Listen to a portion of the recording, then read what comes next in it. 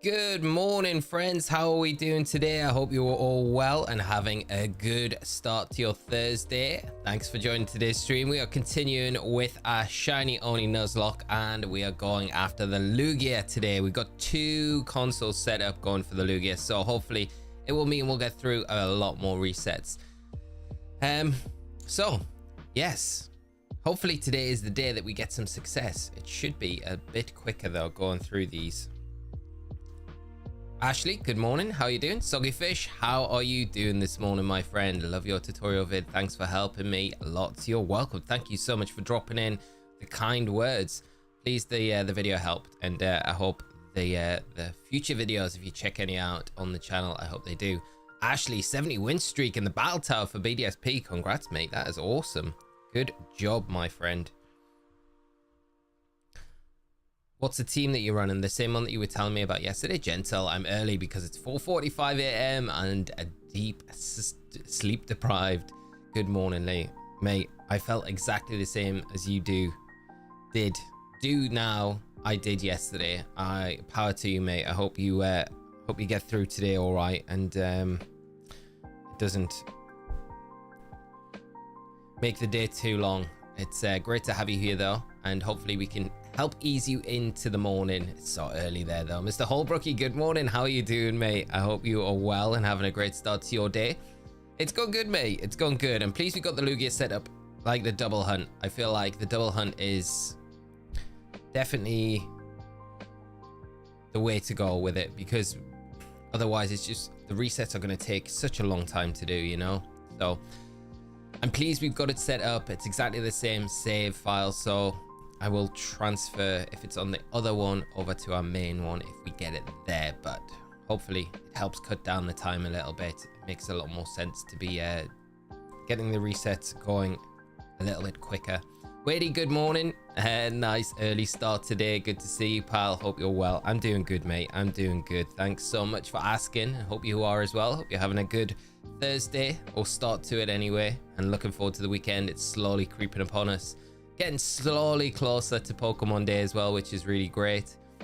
I don't like that these are out of sync either. I'm going to try and sync these up so we can sync them. Just the resets between the two, they're a bit clunky. Ashley, Soldew, Latias, Citrus, Raikou, Figgy, Arcanine, and Breloom. Very nice, mate. Very good squad. That sounds excellent. And that win streak, I hope it keeps going, mate. Mr. Holbrook here took a break from shiny hunting to start competing Pokedexes. 300 out of 400 from shield based game are done. I hope I can finish it today. Awesome, mate. Good luck with that. I hope you manage to get that done ASAP and it's not too grueling a task to do. Hope you've got most of the awkward ones out the way as well, because there are some nasty hunts to do. Even just completing the Pokedex, those rare spawns that are like 1 and 2% spawn chance. I need a Sliggoo from Pokemon Shield, and it's got like a very low % chance to appear, and I hunted for like 40 minutes for it and just did not get any luck. In the end, I had to just get a Goomy, breed a Goomy, and then evolve it. Level it up and evolve it. Top, how are we doing today?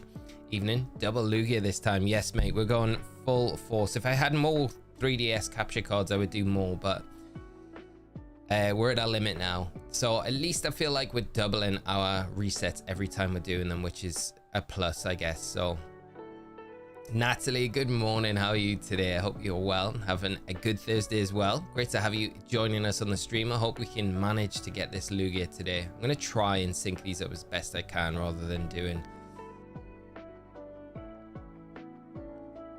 them just out of sync. Shiny Hunter, how are you doing today? Got my 8 shiny Keldeos yesterday. 8, that is wild. You are set up for any Keldeo. I'm just trying to think. That's what, how have you got 8? That's mad. That's awesome though. That's awesome. I'm pleased that you've got them all. Such a nice shiny as well. I'm just sitting here with my 1 Keldeo like, yeah, I'm happy. I'd love to be able to get more, just to have. Well, 1, I think 1 more would be all I would need, but 8 is a nice amount. Never gonna run out. It's all right. They got time to practice for Puerto Rico VGC special event being held this weekend. Oh, mate, good luck with that. I hope you have a lot of luck What restricted are you using? Are you keeping it under wraps? Hope the practice has been going good though, mate. Looking forward to seeing how you get on this weekend. Farlan, good morning. How are you today? Hope you're well. And Vader, great to see you as well. Just woke up a few minutes ago. It's great to have you joining us first thing this morning. And like I said at the top of the stream, we have set up the double Lugia hunt. So I'm hoping it yields a little bit better results today, because we've not been at it that long, to be fair. It's only this week we started the Lugia hunt. So, you know, we're very early on in our resets, but it would be nice to be able to get it early. I know we've been saying we're going to get it early, but if we can just double the efforts to try and get it as early as possible, that would be helpful. Jin, how are we doing this morning? Good morning to you. Hope so. 30 more for the second trainer star. That's not many, mate. Not many, when considering like you're way over halfway, you know. Got a shiny legendary for the first time. Soggy fish. It was Groupon.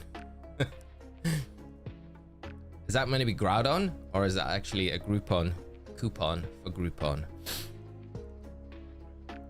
I'm assuming it's Groudon, but if it was shiny Groudon, congrats, because that is a banger shiny. Such a nice one. I'm just gonna say that my morning brain did not pick up on the typo straight away. I wonder how many different languages Keldeo there are. There's gonna be is there more than 8? Probably more than 8, I would say. I think those I will just breed. Yeah, makes no sense to waste time looking for them. Did my first full odds shiny in that game yesterday. Didn't notice until I killed it. Oh mate, no, what was it? Oh, that is so brutal, mate. Jimpy, how are you doing? Fingers crossed for the Lugia. It will shine today, I'm sure. I hope it does, mate. Thank you so much for the good luck as well. I really appreciate it. I've been crushing opponents in the Galarian Star Tournament and just teamed up with Mustard to flatten the competition. Nice. In Isle of Armor. Mustard. What a character. Wonder if we'll ever see any like a return of those sort of characters in future games like Mustard and those that we've seen in like the DLC content. You deserve an early Lugia after the Deoxys incident. Thank you, Vader. I would tend to agree with you. I feel like if we can get it early, that would be such a win. It would be so good if we could just get it. Farlen, I really want shiny Keldeo of my own. How many more Pokemon do you need to put into the decks before you can claim the reward? Have you got many to go? Sedenchik, how are we doing? Double Lugia today? Yes, up the odds, so hopefully it makes it a little bit better to or easier to get the Lugia. But hello, how are you doing? It's a whole Brocky Golok as well. Oh no, that's, mate, I feel sad for you that has happened. I'm so sorry. Golok's a great Pokemon, great shiny as well. That dude's mobility defies his age greatly. Oh, what, Mustard? Yeah, Mustard's a ledge.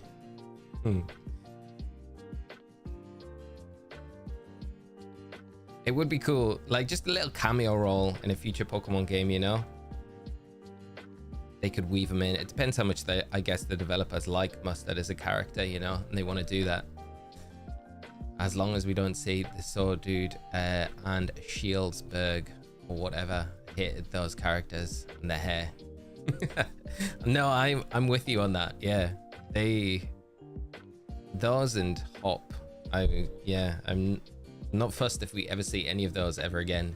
Olio, good morning, mate. How are you doing today? Great to see you. Hope you're doing well. Going to be playing 2009 tournament on the 24th. The team preview on Showdown. Nice first retro tourney for Gen 4. That's awesome, Ashley. I hope you have a lot of luck in it, mate. Have you got your team all set for it? Retro. You're full into this retro swing. I love it, mate. I do love it. Makes me very jealous. I wish we, like, it would be so cool if we had like in real life retro tournaments. It would be really cool. Nearly all of them I haven't completed a single dex in home. I can't be bothered to do a dex. It is a big task. There is a sense of accomplishment once you've done it though. I don't know, I kind of like it, you know, when you've done it and it's been such a grind.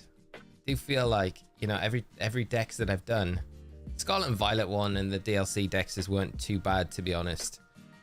Because they were pretty much, I had most of the stuff there already, so it was just like cleaning up the last few bits. But definitely with the Let's Go Pikachu one, that felt like a grind, and the Sword and Shield one for sure. So I think the same will probably be felt for the BDSP one. And because I kind of cheated my way to getting like most of the decks complete in PLA by trading in Pokemon from home in the first place, that felt like a little bit of a grind. But there was definitely that sense of accomplishment when I did it. Like, yeah, Sword and Shieldbert, those guys are morons. I don't know, does anyone like those characters? I don't know. They are not, definitely not fan favorites for sure. James, good morning, mate. How are you doing this fine Thursday? Good to see you as always, my friend. Got the double Lugia hunt going on today. Completed PLA and Shining Pearl decks yesterday. Transferred a bit over from Sword and Shield last night to realize I needed tons. Only a few left on Let's Go though, so should sort that today. That's good. Not many on Let's Go. The Let's Go ones are a little bit like, there's a few on there that I find a little bit annoying to do for sure, because again, it's the fact in Let's Go that you can't breed, it makes it's a bit like PLA where you have to go out and catch the Pokemon, and some of the Pokemon have those crazy low spawn rates. And I think the thing is, you know, where you've got to have, some of the spawns will only appear with like a catch combo, so you've got to get the catch combo, but then you automatically break that catch combo by getting the Pokemon that you're actually hunting for. So it's like such a slow process in those games. I think I had about 70 to do in Let's Go Pikachu and Eevee. And it's all the ones that you're like, you know, you've evolved them in game, so you haven't ever traded them, the in-between stages into home, because why would you? Unless you're doing a living X. But it's done now, so I can rest happy with that. But good luck on the last few, James. I hope it's an easy process to get those done. Only have 8 Pokemon left for BDSP home decks. It was a grind, Natalie. That's amazing progress. Only 8 left. I hope they are very quick to get done. But that is good to hear. That's probably the one I'm still putting it off, but we will tomorrow come in. We'll finish those off, and then that's all the dex rewards done. PLA, like I've been saying, is going to be so easy for us to finish off. That shouldn't take too long. I wonder whether to start with the BDSP decks, and then once that's done, go into the PLA one just to finish off the stream with. That might be the way to do it. I mean, if there was retro Tonys, how many people would rage quit with Gen 5 Tonys with Thunderous and its Thunder Wave to land 100% of the time? I know, right? Can you imagine? Yeah. But at the same time, we'd get like Defined Tornadus with Flying Gem Acrobatics back, which is pretty fire. Scrafty would be good. Conkeldurr would be good. Oh, I love that Gen 5 format. It's such a fun format. And even like 2012, which I think was the national decks, and so was 2013 actually. Was 2013 on, trying to think, 2010 was Heart Gold Soul Silver, and then 2011 was Black and White, and then it would have been Black and White 2, I think. I'm trying to think. Nadira, thank you so much. Not so the pink unicorn. Thank you so much for the subscribe though. Appreciate it. And if you join the stream, hope you enjoy it with us today. Tara, how are we doing today? I hope you're well, my friend. And again, thanks for joining the stream. Great to see you.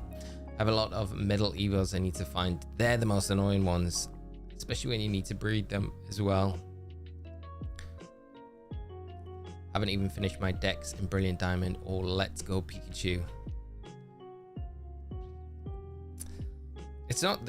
I feel like most people kind of caught out with the BDSP one, because just the shiny charm it's really not that useful to get the shiny charm in that game.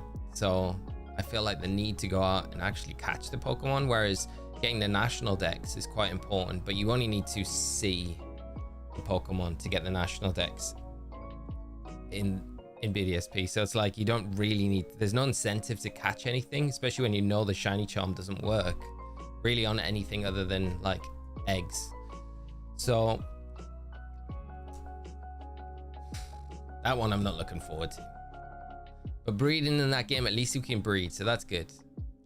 Professor Oak, good morning, my friend. How are we doing today? Hope you're well. Less people on Masuda hunting in BDSP, since it helps with eggs. But other than that, BDSP shiny charm not super great. Yeah, it's so disappointing, isn't it? Because would have been very cool if they'd boosted the odds for just the legendaries, you know, in Romanos Park.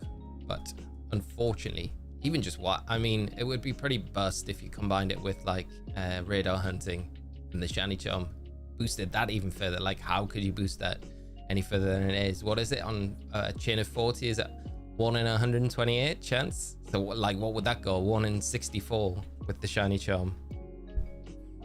Crazy odds. Crazy. All good. Hope everything is good with you as well. Yes, mate. Yeah, feeling confident that we're gonna get the Lugia today, so I'm hoping it shines through for us.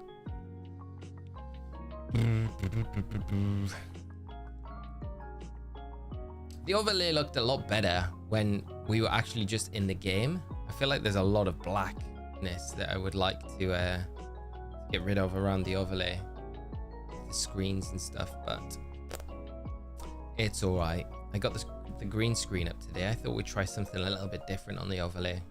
Get a bit more like gameplay footage rather than taking it up with boxes and other things. So hopefully it's all right. But like I say, just testing things out. Lugia. So mad that one copy is way quicker than the original. I mean, there is radar hunting in RNG manipulation, the blink method. There's that, yeah, that's true. Like the blink method does exist. In chain hunting, it's probably still my favorite method of shiny hunting. I love it. I wish it would come back in newer games, but it might be just locked to those Gen 4 ones for now anyway. Draylock, how are we doing today? I hope you're well. Good morning to you. Wish you luck today. Thank you so much, mate. Hopefully Lugia does shine. I'm really hoping it does. Then we can go. It'd be nice if it does, because it means we can go and get on with the Elite Four, which is pending, and then we can start one of those other hunts that we were kind of planning to do, like the Dratini or some other Pokemon that we were going to plan to go for before we go into Kanto.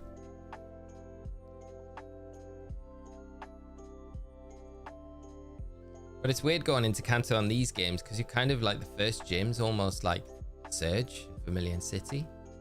We miss the Golem. Should go and get Nidoqueen or Nidoqueen. That's what we should do to add to the team. Mr. Wolf, how are we doing today? Hope you're well and having a great Thursday yourself.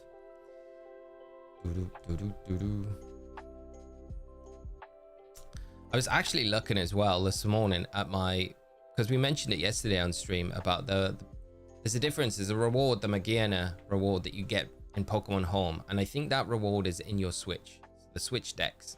I've not got many Pokemon to actually get in that for that Magiana reward now. I think I need to transfer over Hooper, Marshadow. There's a few from Gen 5 that I need. No, Gen 6 that I need to trade up via Home. But then I'm kind of done. Doing great. How are you? I'm doing great, mate. We're both doing great this morning. Looking forward to diving into this hunt. And just with having the double reset, it just speeds things up so much more. So we'll be able to really start flying through the resets today, which is nice. And then only a week away from EUIC, which is exciting.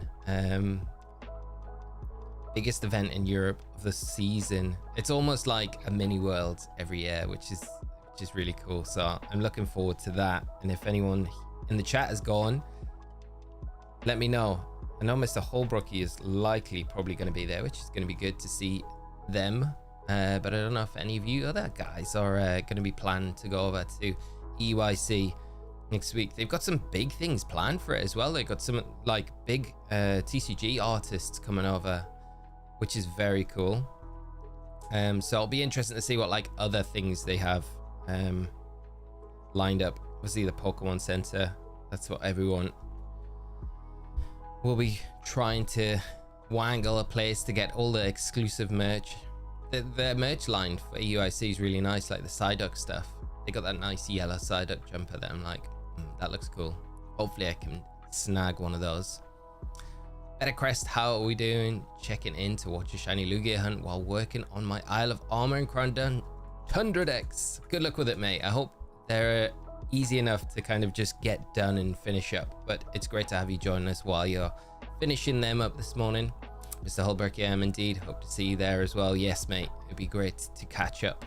And it's crazy. It's wild just because it's come around so quick and it's so much earlier in the year than it usually is. So Invader can't make EUIC, sadly, too busy this year. Hopefully he can make it next year. Nice. Unfortunately you can't make it this year, but life and things, I totally get that. I'll keep another lookout for you for sure. What I might do actually for you guys is, if I can pick up some exclusive merch, I will. No, I'm gonna do this. I've just decided off the top of my head. It was like an idea I had. I am gonna do a giveaway. I'm gonna pick up as much of the exclusive merch as I can. So for those of you that can't go and want some of the exclusive merch, I'll get as much as I can, because there's no guarantees, because it goes like hotcakes. And we'll do a giveaway, a members giveaway on the channel the week after, leading up to Pokemon Day. That is perfect. Okay, that's what we'll do. So that would be very cool. So we'll do that, and I guess Pokemon Day we'll do the draw for it.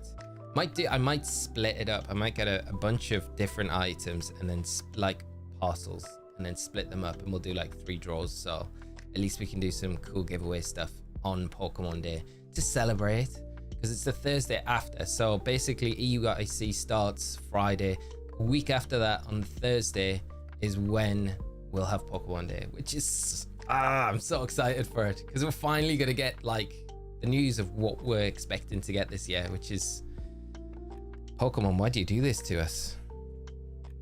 But yes, so let's make a plan. Let's do that.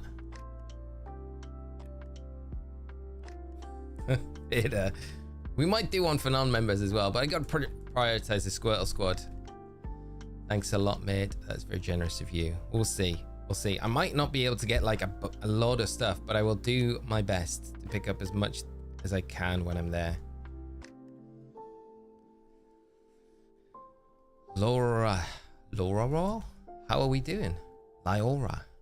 I'm pronouncing that so wrong. I'm so sorry. It's just me being me with my brain. I apologize. How are you doing today? I hope you're well. But yeah, it's crazy. And to think like 2 weeks time we're gonna have like a real plan, or like at least not a plan. At least we'll know what to expect when ZA hopefully is getting released. And that's if you can phonetically tell me in chat how to say it, that would be massively helpful, and then I don't feel like such a fool every time I try to refer to you. But yeah, at least we'll have a release date, and hopefully like then we'll be able to like get pre-orders in for ZA. And I wonder if it'll like dictate if it'll be around like Switch 2 launch. That will be really interesting. Like if it's around the same time as the Switch 2 launch, because it's not too much time between Pokemon Day, hopefully getting that release date kind of confirmed for ZA, and then also getting that direct on the 2nd, which is like a month later almost, because we're pretty much at the end of February on Pokemon Day, because of how February is the shortest month in the year. It's like Lee and then Leo or Lio. Am I getting closer? I'm sorry. I'm just going to apologize a bunch. But yes, so Pokemon's here. Can you imagine? Like, my worst fear for Pokemon Day is that ZA is a November release. That would be tragic, I think. This one is right, Leo.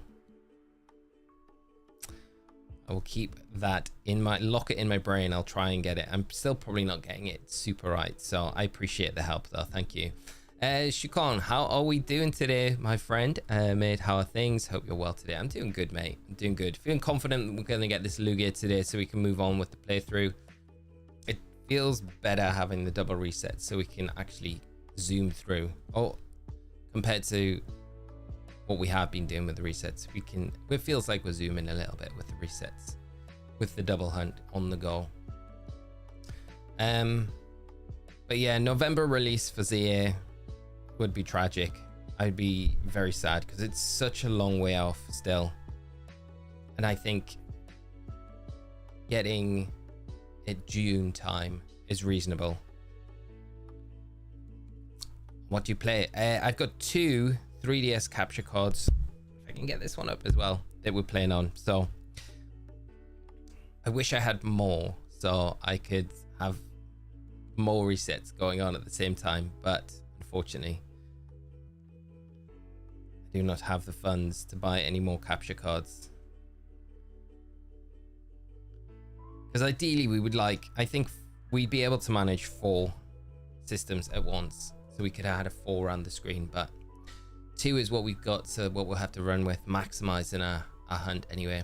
I see you got another SS game with Beep Beep. How did you do that? Copy the save file. Yes, Froggle, yeah, just for this hunt. So I've saved the onto this system.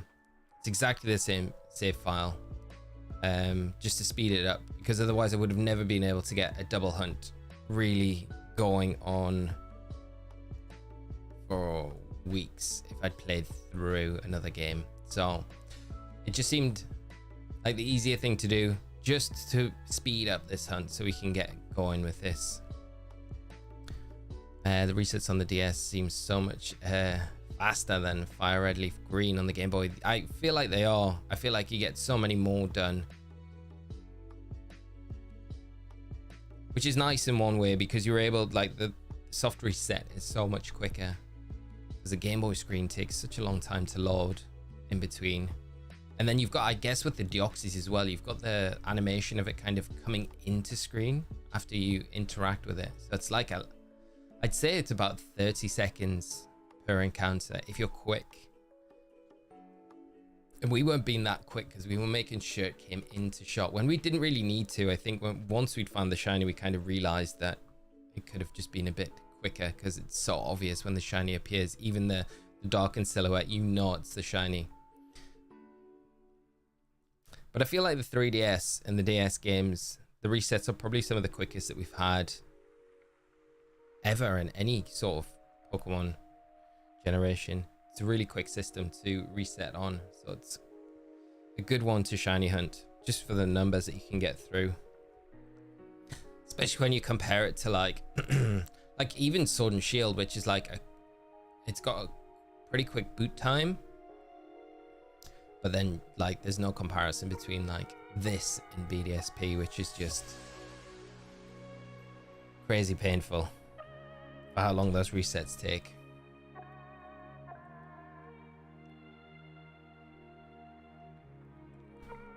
If it is November, I would be clear with that. I'm working on home shiny live index. For that, I mean, it would be perfect. I'm just I feel like I'm just so hyped after like how they've ran the campaign for revealing ZA last year, and then we got no follow-up from it. So this like FOMO for this game is like built and built and built and built because we've had no news, speculating, and just the anticipation for it's just on another level. And then for them to be like, oh, here's the news you've been waiting for a year, and then they're like, yep, but we got not much for you because it's not coming out till November. You're like, don't do this to us. But we'll see. I think what we get in the reveal trailer will be quite telling with when the game's gonna drop, you know. It'll just be interesting to see if there's anything else alongside it. And you know, there's a lot of chatter going on at the minute with, in regards to like the Pokemon Day, like I guess the promotional material, like the posters and stuff that they're doing and putting out for the Eevees in particular. There's that whole thing. I don't know if you guys have seen it. There's a hot air balloon and it's got all the different colors on it, and you can match each corresponding color to a different Eevee because it's Eevees on the poster as well for Pokemon Day. So it's like heavily based around Eevee.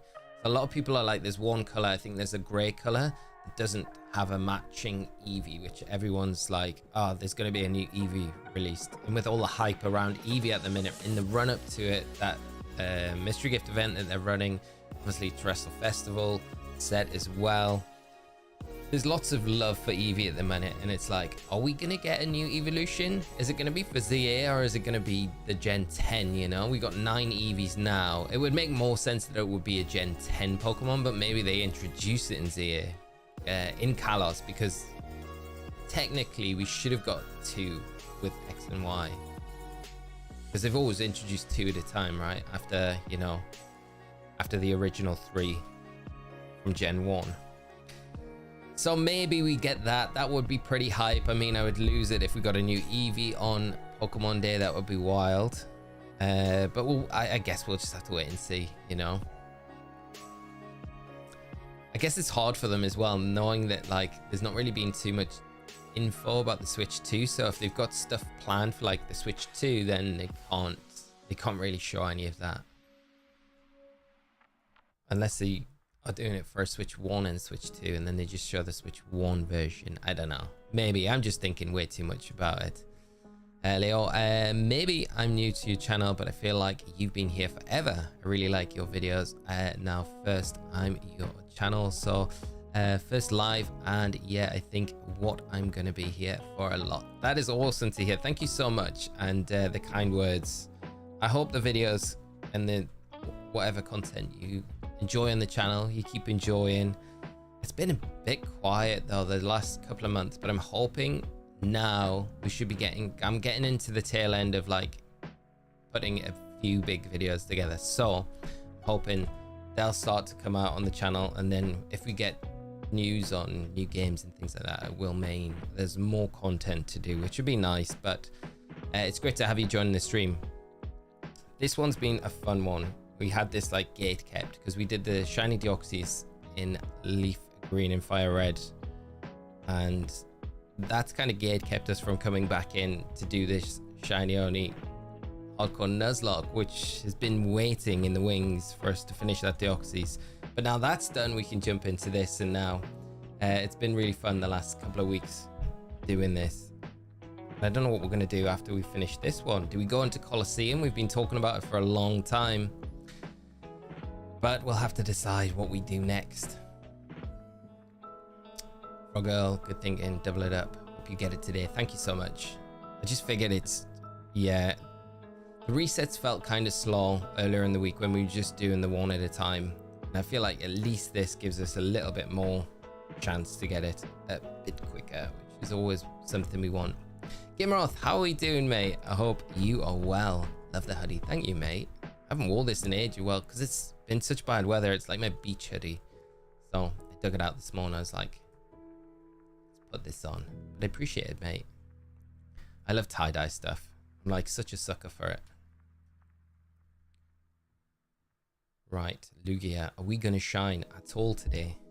I think we might. Maybe. Lucky Lou, how are we doing? Very big fan of your content. Thank you so much. So kind of you. I really appreciate that. I'm looking forward to getting some of the bigger projects that I've been doing recently. Okay, the sneak peek at the Aerodactyl was part of that yesterday, so that's still going on, but it felt so clunky doing the Aerodactyl resets with this. So if I bring it back on, it will probably be not with the Lugia. I hope the shiny comes soon for you. What about shiny Mew for next? I've hunted shiny Mew in Emerald. So I mean, I wouldn't be opposed to going back and doing it again. I got very lucky with that one. So that one feels like it's a tick box, but we've got that one. Trying to think of other big like hunts that I could do. It was Jirachi. I don't feel like I want to do Manaphy now because I feel like we've got it from, like, I haven't done it, but we can just get it from BDSP, so that's a way easier way to get it.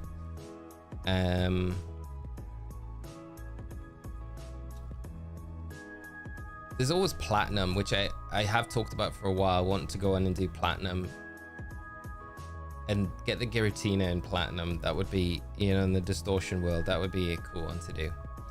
But yeah, you taught me how to EV train and helped a lot with tough 7-star raids. Oh, that's awesome to hear. EV training is super tricky when you first come into it. And it's still one of those things, you know, like I learn bits and bobs about now, even after doing it for such a long time. But I'm pleased the raid guides helped. 7 stars. I miss the 7-star raids. I'm so hopeful that we get a new 7-star raid, like a really special one on Pokemon Day. It would be nice if they drop a big event. There's still a bunch of legendaries that can be transferred into Pokemon Scarlet and Violet that can't be caught in game, that I think we might see something drop. But I guess we'll just have to wait and see. I hope they're not finished with the 7-star Terror Raids. That's my hope. And they have still continued to do the Terror Raid events, Mass Outbreak events in games. So there is still a cycle going on there. Remember that we've got the Milcery event for Valentine's Day kicking off tonight. And that allows you to get Milcery in the base games if you haven't got the DLC. So it's a pretty cool event for those that never got the DLCs. And you can get all of the sweets as well to evolve them. I think the shiny rates for them will be standard, but it's a pretty cool event. Hopefully they drop lots of like level up candies and stuff like that to help train up your Pokemon and things like that. Some Mewtwo. I mean, I would not be sad if we saw a return of that 7-star Mewtwo event. The only thing that like makes me think we might not is the fact that, you know, they did the Mew giveaway for like a month before the event dropped. I think would they have to repeat that event? Would they drop the mystery gift at the same time as the 7-star Terror Raid? Because I feel like they kind of come hand in hand. That's so true, Lugia. Like, I did see that the Hooper, is it Hooper and Bound, I think, is on Pokemon Go for their 5th anniversary, which is kind of interesting. Hooper, 7-star Hooper Terror Raid would be wild. That would be... And they're doing all of these mythical Pokemon at the minute, so it would make sense that they might do something similar on... You could be onto something here. Scarlet and Violet. It does feel like they're giving out all of the mythical Pokemon. And I don't know what the angle is for it. Why all of a sudden it seems like they've got this huge influx of like mythical Pokemon just coming out from every sort of angle for trainers to collect. Which is nice, I'm not complaining, but it does seem a little bit odd, like they're gearing up to something. So we'll see. Hooper, 7-star Hooper would be fire though. And it changes form in the raid to make it even more difficult. Yeah, raid date for Hooper is Saturday afternoon. Oh, so it's this weekend. Wow. Has it got a chance to be shiny, James? Oh, Hooper. I thought you said Wooper. Can you imagine? 7-star Wooper raid.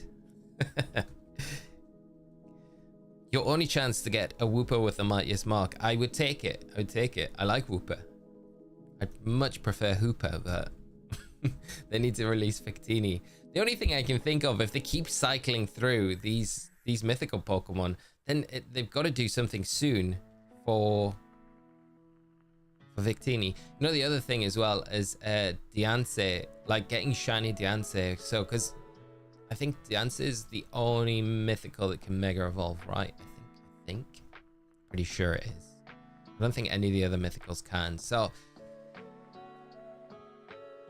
I feel like that one's definitely one that has to come out soon, especially like ahead of ZA, but maybe not. Maybe it is going to be the one that we need to finish the collection and you get in ZA. It's the one that you get at the end. Like a second phase, yeah. Oh, it's still shiny locked. Okay. Yeah. Well, that's sad. Golden Hooper still locked behind those gates. Like a second phase, yeah. Maybe Zapdos. Zapdos would be cool. I mean, they could do the Galarian birds for sure. I'd love to get a Clodsire with the Mightiest Mark. It would be fire, wouldn't it? I can't remember who said it, but I really like the idea. You know how we had the Mew going in against the Mewtwo, and if you beat Mewtwo with the Mew, you got the Mightiest Mark on the Mew. It became a mighty Pokemon. And I really wish they'd kind of implemented that throughout. Like, you could only do it once per raid, so you know you can only catch one. So it wouldn't be something that you'd be able to like get on every single Pokemon, but they could have had a feature where whatever the first time you beat the Mightiest Mark Pokemon with was the Pokemon, that Pokemon got the Mightiest Mark as well, but it could only be done one per Terra Raid event. And I think that would have been really cool, because then you could have got some really unique Pokemon with the Mightiest Mark.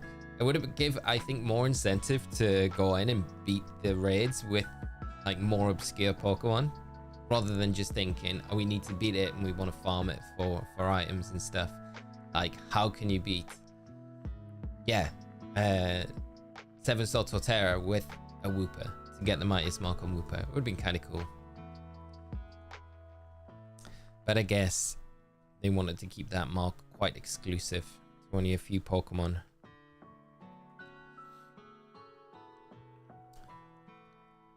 How will they do Magearna though, besides the normal one? That's also true, yeah. The only 2 days I can't play Go is the 15th of February and the 8th of March. Exactly, the Hooper and the Fuecoco Community Day. So sad. Oh god, that is so sad. That is sad. If I can play this weekend and I can get a Hooper, I will trade you it over. I will be out and about at the weekend, so I might be able to. I'd love to see them make a 7-star Stella raid. That would be wild. That would be such a great way to like cap off the 7-star raid events, wouldn't it? With a Stella raid event. Yeah, I agree with you. Had a Wooper Clodsire on my playthrough, named it Pooper. Pooper, I love it. Pooper the Wooper. It's such a cool Pokemon, and Clodsire is great as well. Clodsire has been a bit of a 7-star slayer throughout the raids that we had. Scarlet and Violet. I think the best Pokemon undoubtedly for 7-star raids, it's probably beat more than anything else. It's got to be Annihilate though. It's just crazy. Rage Fist is just so broken. Iron Hands is done pretty well as well. I'd say Appleton as well hasn't been bad. That one feels like it's one I've went back to a lot to do the raids with. My favorite though was the Haunter build that we put together for the Torterra. That was, yeah, just so good. So good. I was sad you could only get one Eevee with the Mightiest Mark when it's got so many Eevos. I know, right? That... Terra, maybe you've just hit the nail on the head with what 7-star raid we're going to see. It would be easy for them to do. There's not much work in preparing it in game, right?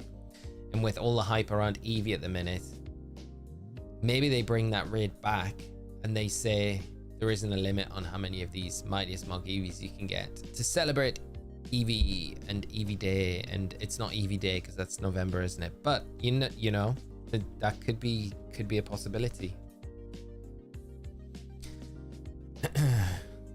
Imagine if we got mega evolutions in raids in the future. I mean, that would be incredible. I would love that. I expect them to kind of carry over some sort of raid system in ZA, because they've had. I wonder if they will, because we didn't have anything similar to it in Legends Arceus, but you know, I had the Dynamax raids. I wonder if they're just going to keep them for the main series title, the raid events. It would be awesome to see them implement them in ZA in some sort of way, shape, or form. I wanted the Gen 9 starters with the Mightiest Mark as well. Hope they come in the next 7-star raids. Yes, Louise, that's another one as well. It's so surprising that they left those out. It's like the region where they're from and we haven't. They're the only ones that we haven't got. Makes no sense. It would be sad if we had the full collection of Mightiest Mark starters and we don't get the Paldea starters.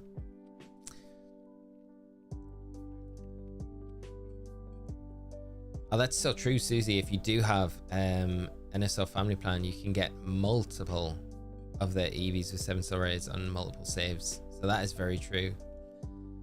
Vicky, how are we doing? Wondering when we'll get the shiny rune mons. The shiny Chi-Yu is just amazing. I couldn't agree more. Yeah, shiny Chi-Yu, shiny Chen-Pao as well. Yeah, it's weird. I wonder if we'll have to wait for like Gen 10 for those, you know, and we'll have a way to hunt them in Gen 10 maybe. To shiny hunt them. Just, it feels like such a long way off, but you never know. There's still time for us to get events in game, I guess, to get them. I'd much prefer a way to like actually going out and hunting them rather than just getting a mystery gift for them. I wouldn't like be sad if we got a mystery gift or anything, but I just want to be able to kind of go out and hunt them. It feels like it would be a bit better. Hope Zaya will have online co-op like Scarlet and Violet did. Yes, you got to hope that they're going to just keep that as a method. Because they had like, they didn't really have it in Legends Arceus. I mean, you could go around and find people's satchels, but that was about it, right? Yeah, the co-op online player would be amazing if that is a feature that returns.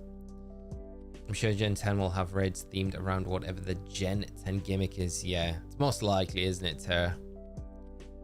I wonder what the Gen 10 gimmick will be. I still feel like it might be like really revolving around Mega Pokemon. It just makes no sense to me, at least, that we have ZA just before Gen 10, and if they introduce new Mega Pokemon, like those Mega Pokemon will never be seen again until we get a Mega Evolution as the gimmick in that, like, you know, next generation. So we could like say if we have Gen 10 and they don't have Mega Evolution in there, then those new Pokemon that we've just had introduced in literally the latest title can't be transferred in, so we would never really be able to use them or see them. So in my mind, I feel like it feels like almost a necessity that Mega Pokemon in some way, shape or form have to be integrated into Gen 10. Maybe it's in like a remake where they have, you know, we have Gen 10 with the new gimmick, and then we have like a remake which is more along the lines of like a Hawk Gold Soul Silver, Omega Ruby Alpha Sapphire remake, where then they kind of combine the gimmicks like they've done in those games. That would be a way around it. I don't know. Yeah. That just leaves Octini, Zarude, Malshadow, Megina, Hooper, Miraidon, Cryodan, and the 4 rune Pokemon being shiny locked. That's not many when you think about it. Like where we were like this time last year at Better Crest, you think they are really slowly chipping away at all of them. I wonder if it'll get to the point where there's like just nothing shiny locked, or if they'll always keep something shiny locked, and I'll be like, yeah, this one is never going to be shiny. Hopefully not. Leo, thank you so much for coming by the stream today. I hope you have a great rest of your day, and I'll hopefully catch you on another one soon. Okay, I hope we will get the older mightiest Pokemons once again, Mr. Few Fire Starters. I think we will. I think they'll do a similar thing to what they did with the G-Max raid events in Sword and Shield, where I think at the end of the cycle of the events that they were doing, they released them all in one big event. So it was like, when you clicked into the raid, it was kind of random what you could encounter, but you could use the date skip glitch in Sword and Shield to kind of cycle through the dens to find whichever G-Max Pokemon you wanted. So hopefully they do something similar with the 7-star Terras. I could kind of see them doing a similar thing to kind of end it all off and just have that running for an extended period, so you could go on and get whichever one you wanted, and it would make farming for Herba Mystica a lot easier as well, wouldn't it? Have to make a video on like the ultimate squad to run through every single 7-star turret, so no matter which one you came across, you had an option in your team of 6 that you'd be able to pick to go in to farm Herba Mystica. Like so easy. Maybe start thinking about that now. Kenny, I hope I'm still awake for this shiny. Me too, mate. Hopefully it shows up soon. Maybe they'll do them as part of a competitive like shiny Galarian birds. I did think that when we got the global challenges announced for this year. We've had one already, but we had I think 3 or 4 global challenges coming up over the next few months where you think, oh, they could have done the rewards like they did for the Galarian birds, but it doesn't appear that that's going to be a thing that they're doing this time around for them, which is sad because, yeah, the Rune Legendary shinies are just amazing. Like Chi-Yu in particular, I know we've already talked about it, but Chi-Yu's shiny is just banger. Top tier, S tier shiny. So good. Feels criminal that we're not allowed it in game to use, especially when it's such a top tier Pokemon in competitive. It would be such a good way for them to kind of advertise these Pokemon and their shinies. Jackaboy, I saw you got your shiny Deoxys in Leaf Green. Congrats, still resetting for mine. Thank you so much, mate. It's such a relief to finally have it after like 17,000 encounters. How are your resets gone? Are you keeping count? And I hope you do have a lot of luck picking it up very soon, my friend. Keep us up to date though with how it's gone. Ollie, good morning. How are you today? Hope you're well and having a great Thursday, as well as you, Cisco. Great to see you. And Michael, how are you all doing? Hope you're doing great. And what's up, mate? Good luck on Lugia. I'm taking a break from Quaxley eggs for the moment. Doing the resets on BDS Brilliant Diamond for shiny Ho-Oh, currently at 850 resets. I hope you find it be cool if we both find the shiny Ho-Oh and I find the shiny Lugia around the same sort of time. Feels destined, but good luck on that hunt. I don't blame you for taking a break from the Quaxley eggs as well. It's nice to see you get one yesterday. Just grind when you've got another two. Hopefully the future batches of eggs that you put together are the ones that get those last couple that you need. James, good morning, mate. How are you doing today? Another early start today. Another early start. I've got a meeting at 1 today, so I was like, I want to get at least a good few hours in. So I was like, let's start early today. So it will be around 1 p.m. UK time that I'll have to wrap the stream up, but hopefully we'll have the Lugia by then. Legends Z is coming out on both the Switch and Switch 2. Are you going to wait till the Switch 2 come out to play it with, or going to stick with the Switch 1? Ideally I'd love to get it on the Switch 2, but if it means waiting a bit longer for it, there's no chance I am waiting any longer than I have to. I will just get it on the Switch, like straight up, and then I guess at a later date I would get it on the Switch 2. If it was two separate versions, there's a part of me that thinks it's just going to be one version. I mean, they might do an enhanced version for the Switch 2, but it might be just one, and then I guess they could do like a DLC pack, which like is the enhancement pack for the Switch 2. I guess that's, and then just pay a little bit extra for that one. I don't know how they're going to do it, but I'd definitely go for the one that I could just play straight away rather than waiting for maybe a slightly better version of it. And there's a good chance we've got 2 more years of competitive Gen 9 2. Shiny Room Pokemon rewards would be good, keeping interest up, and that fatigue starts to kick in. That's so true, yeah. I think realistically we're going to have another, like, so we'll have this season on Scarlet and Violet, and then we're going to have one more on Scarlet and Violet before we get into Gen 10. Because it's likely going to be like November 26th when we get Gen 10, right?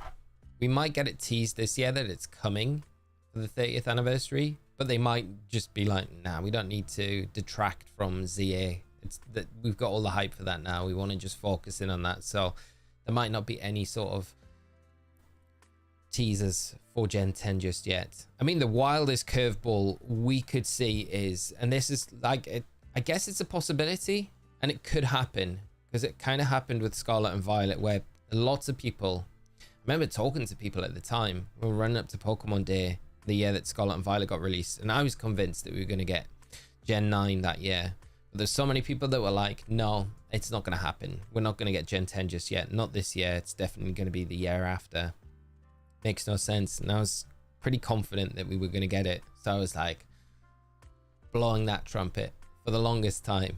And then they revealed it. And it wouldn't be a huge surprise to me if they were on Pokemon Day Z8 and then Gen 10 to come out this year, because if you release it this year in November, you're kind of getting Gen 10 for the entirety of that 30th anniversary, whereas and then it's like a big celebration with a new generation, where if you release it in November 26, you've pretty much come to the end of the 30th anniversary year of celebrating Pokemon, and you're capping it off with Gen 10, but you're not like benefiting from that new region throughout the whole year. So I don't know how they're going to do it. So the curveball could be Gen 10 gets revealed and we get it in November. I don't think it's very likely, but you never know. You never know, do you? Never know what they've got up their sleeves. Polly doing good, getting my Galar DLC. Dex is complete. How are they going? I hope not too much of a grind, Polly, and you don't have too much to do.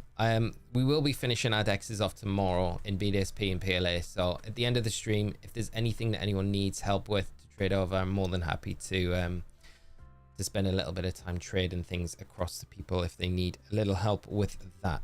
So, but hopefully we should be able to finish all of our Dex completion tasks tomorrow, which would be nice. Get that BDSP one done and out the way.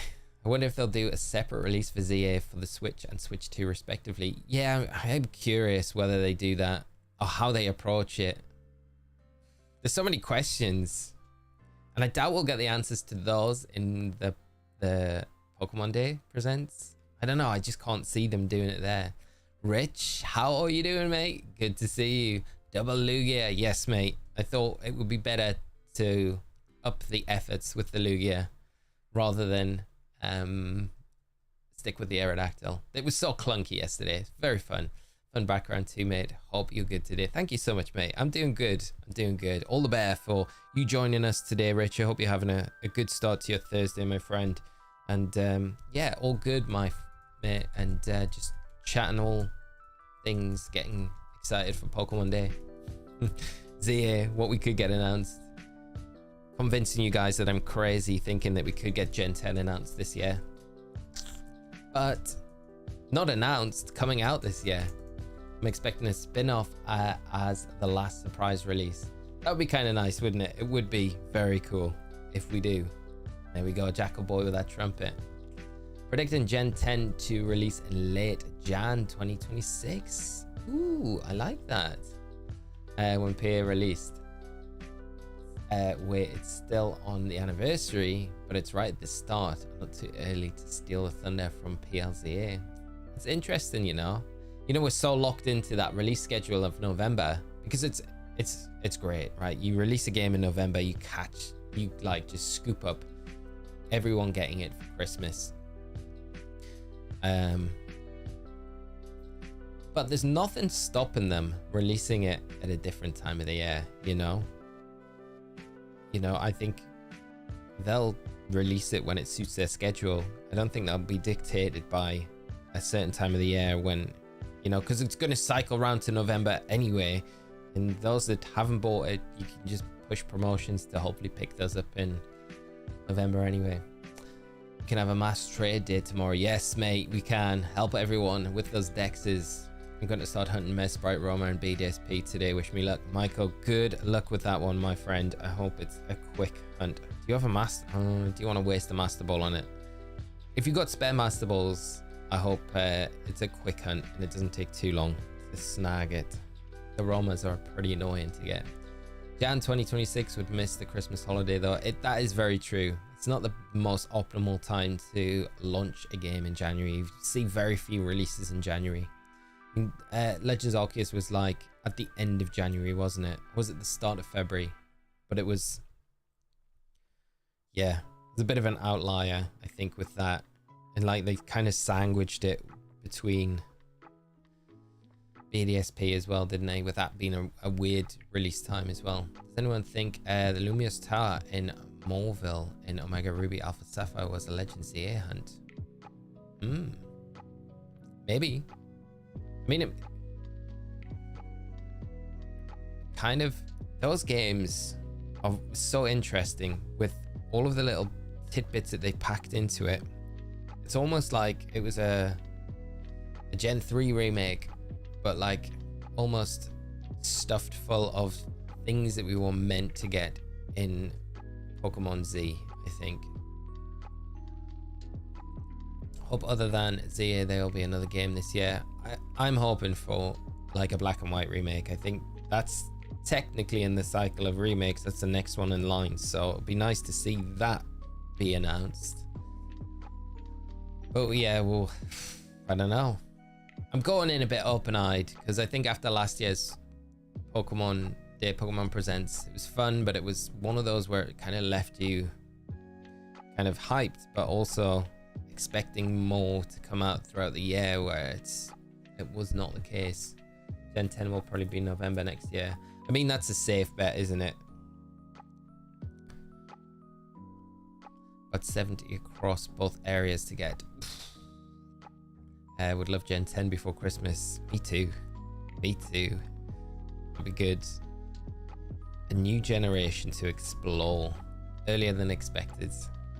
I guess it depends how big ZA is as well, you know? I think like if that's a big game, then I think it doesn't really matter if Gen 10 takes a little bit longer to come out, because we'll still all be busy with that. Pokemon Day, that definitely isn't next week. It is definitely on the 27th. Looking forward to some news finally. I know, right? Gameplay, that's what I'm just looking forward to. Actually getting a look at the game, what it's going to look like, what's its art style. There's just so many questions. Everyone is broke in January. So true. Yeah. No one's buying it. Worst sales period ever for Nintendo if they drop it then. But they'd still sell it like hotcakes, wouldn't they? My hope for Z is that it'll be another shiny zoo game like Arceus and see something better than Mass Outbreaks.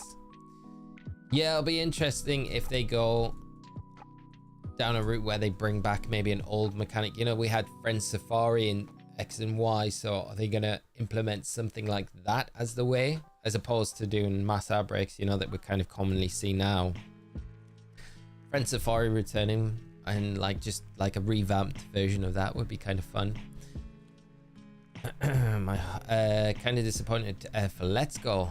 If the gift is something different, we'll feel more inclined to do it. Olio, I agree with you, mate. It's nice to get shiny Melton, but there's so many like little drawbacks with it as well. Like you can't evolve it, you can't trade it into Scarlet and Violet. It's not ideal.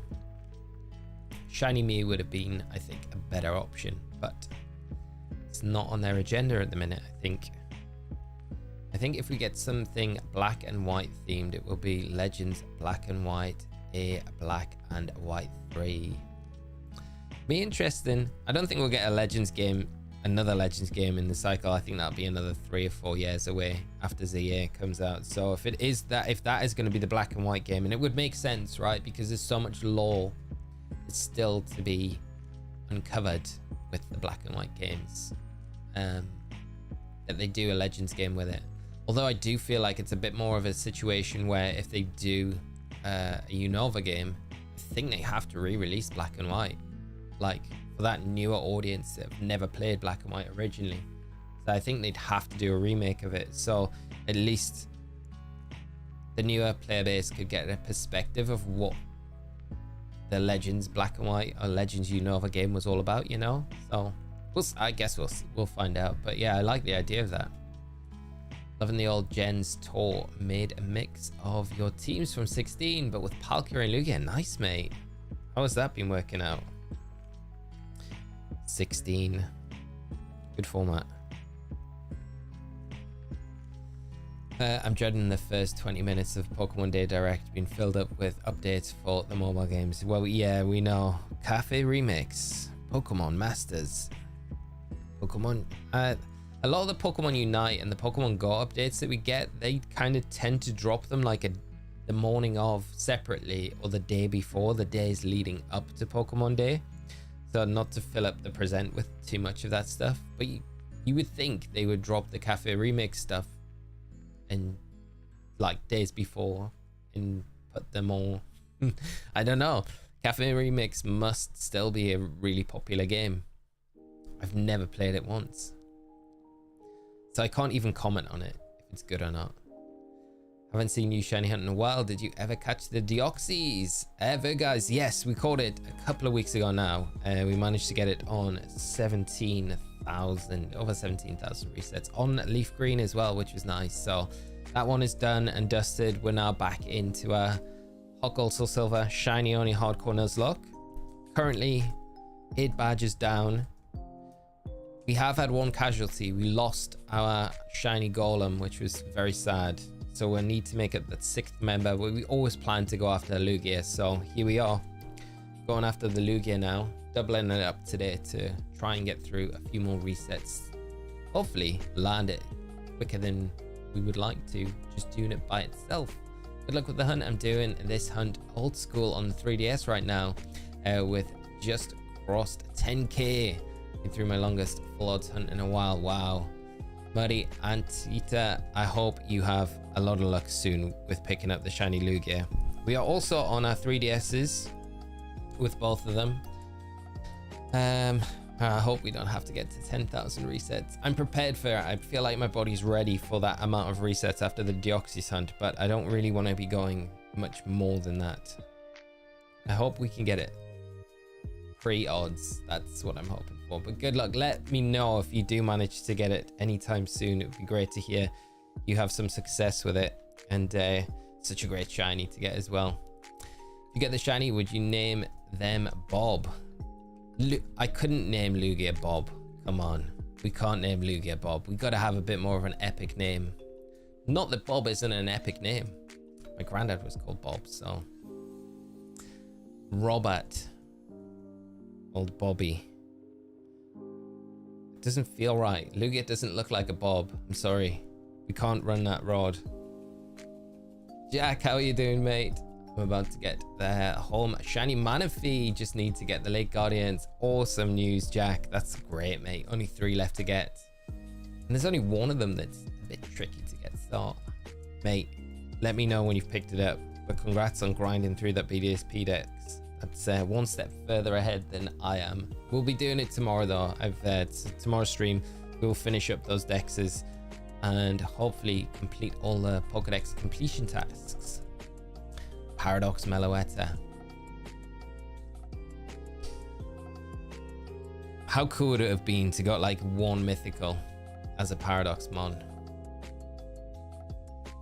That'd have been very, very, very cool. Yeah, Veda. It feels like a very popular Japanese game, the Cafe Remix. Aaron, how are you doing, mate? Good to see you. I'm doing all right, my friend. How's your Thursday going?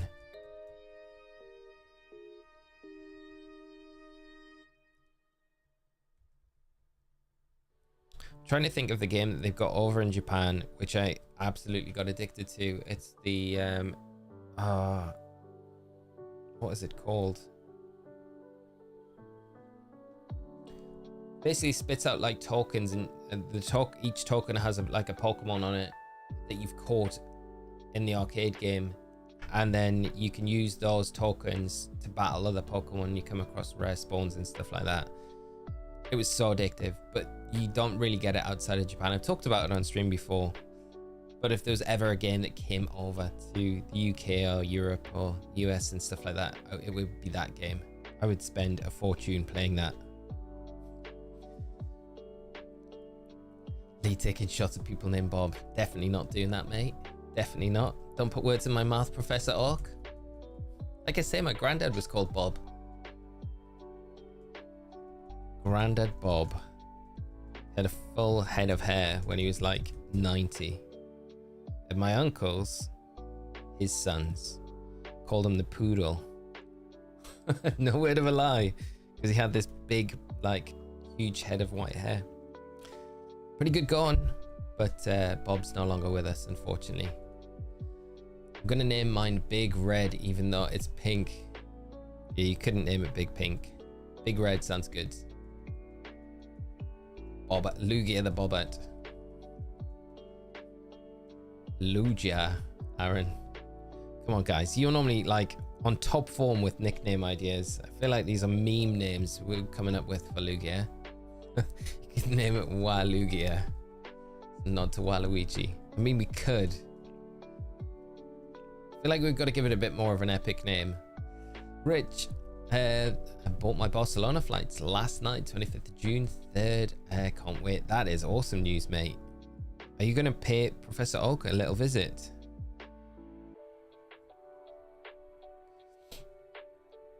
Going to miss the trade-in tomorrow, unfortunately. Lay off day drinking with the missus in the tune. Oh, mate. It's going to be amazing. We have a great day. It's going to be an early night. Unless you've got better stamina than me. That'd be done by about 7 or 8, and that would be at a push. Sounds awesome though, mate. I hope you have a cracking day in the tune. I would name it Leviathan. Poseidon. There's see James coming in, saving chat. I called mine Mother based on its original design. Leviathan is a sick name. I like that. Yeah. I like Poseidon as well. The kind of water reference there. It's good. They're the better. Luigi, McLuge face. And then we have Professor Oak coming out with that. Come on, Poseidon. Yeah, early finish, so we avoid all the loved up couples doing that. Yeah, that's true. Yes, mate. It'll get messy tomorrow night, won't it? Be messy. Always a good night out on the tune, though. Been years since I've been able to get out. Up there, boat.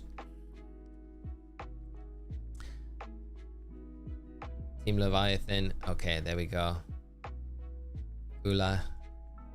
It's not bad. Boaty McBoatface. Such a great name. I mean, I'm more inclined to go with that. Neptune. I like it. I like that we're sorting out the nickname already. I think we'll do a poll.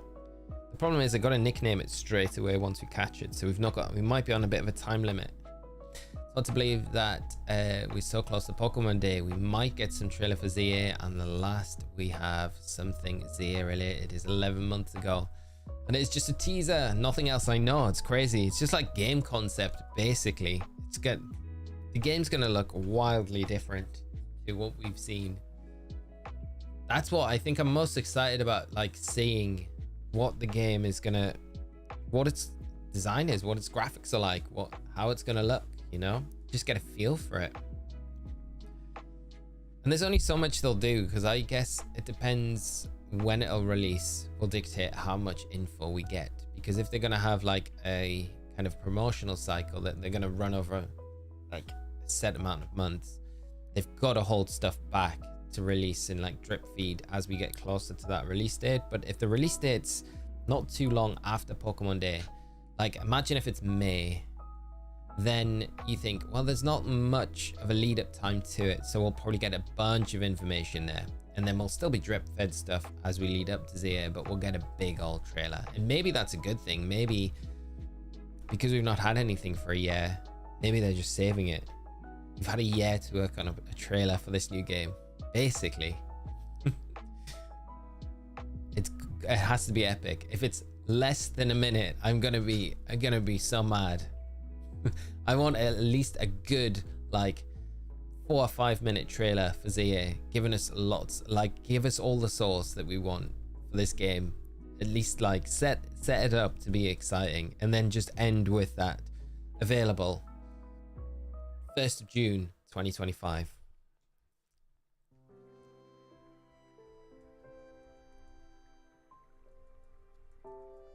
Hard to believe that we're so close to Pokemon Day. Yeah, I know. It would be funny if we get nothing for ZA. Tob, could you imagine? that would be the worst. They're like, what are you talking about? What's ZA? No, just forget about last year. We've scrapped it. It's gone. We've got got nothing this year. We've got a big announcement. Yeah, could you imagine? We got to the end of the trailer and their big announcement was, yeah, so here's a big announcement, what you've all been waiting for, and it was a trailer for Detective Pikachu 2, the movie.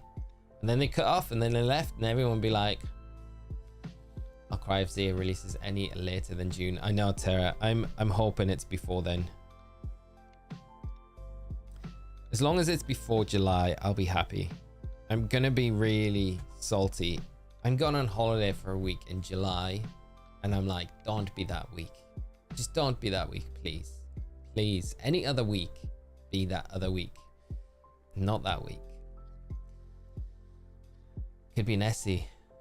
Something Loch Ness Monster is Thesaurus. Lugia is based on that. That would kind of make sense. Call it Nessie. Nessie the Lugia. Hey, Nessie. Scottish Lugia. I'm excited to see variants of the starters. Yeah, it'd be nice. I hope there's some differences. I imagine they might do it like if there's going to be a regional variant. It's going to be weird though if it is just the Kalos starters and then we have regional variants of them in Kalos. It would kind of make no sense. So in that kind of respect, it feels like they have to be a different starter set than the Kalos set that we originally got in X and Y. I'll cry for money if they plan to release it alongside the Switch 2. I mean, that would be the wildest thing if it was the release title for the Switch 2. They also did a Switch 1 version as well. So those with just a Switch 1 that didn't want to pick up a Switch 2 on release date could still play it. Covers both. It's a possibility. I'd love to see a Pokemon game be a release title for a new Nintendo console. I think they're big enough to do it. But whether or not, I think it'll be Mario Kart though. It feels like it's going to be Mario Kart. I feel like that's the game that they kind of showed in the trailer, or the teaser trailer for the Switch 2. So it feels like that's probably going to be the release title with it. Come on, Lugia, be pink, not blue. I haven't tried to see any leaks for ZA, so I'm hoping at a minimum we get to see the stars. Yeah, me too. The leaks and the rumors. I don't think there's any genuine leaks. I think there's a lot of rumors going around. I think there's a lot of, yeah, I don't think there's much. I don't really read into many of the rumors. But this time around, I think, yeah, I think Nintendo have kind of clamped down a lot on what goes out. And stuff that does get leaked, I almost feel like Nintendo, Pokemon purposely allow that stuff to get put out into the wild. Because it's like free promotion, right? They don't need to pay anyone. They just leak it to someone they know in the community and they pass it on, and then it goes from there. It's almost like a free marketing campaign for them using like people in the community. Has crossed my mind a lot of times. Corey, good morning. How are you doing? Glad to join today's stream. It's great to have you here, Corey. We have doubled up the Lugia, so hopefully doubling our efforts means we might get lucky sooner than we would have done otherwise. Haven't tried to see any leaks for ZA. No. White Tempest. So it sounds like a Paradox Mon. White Tempest. Yeah, that's cool. That is a Paradox Lugia, isn't it? White Tempest.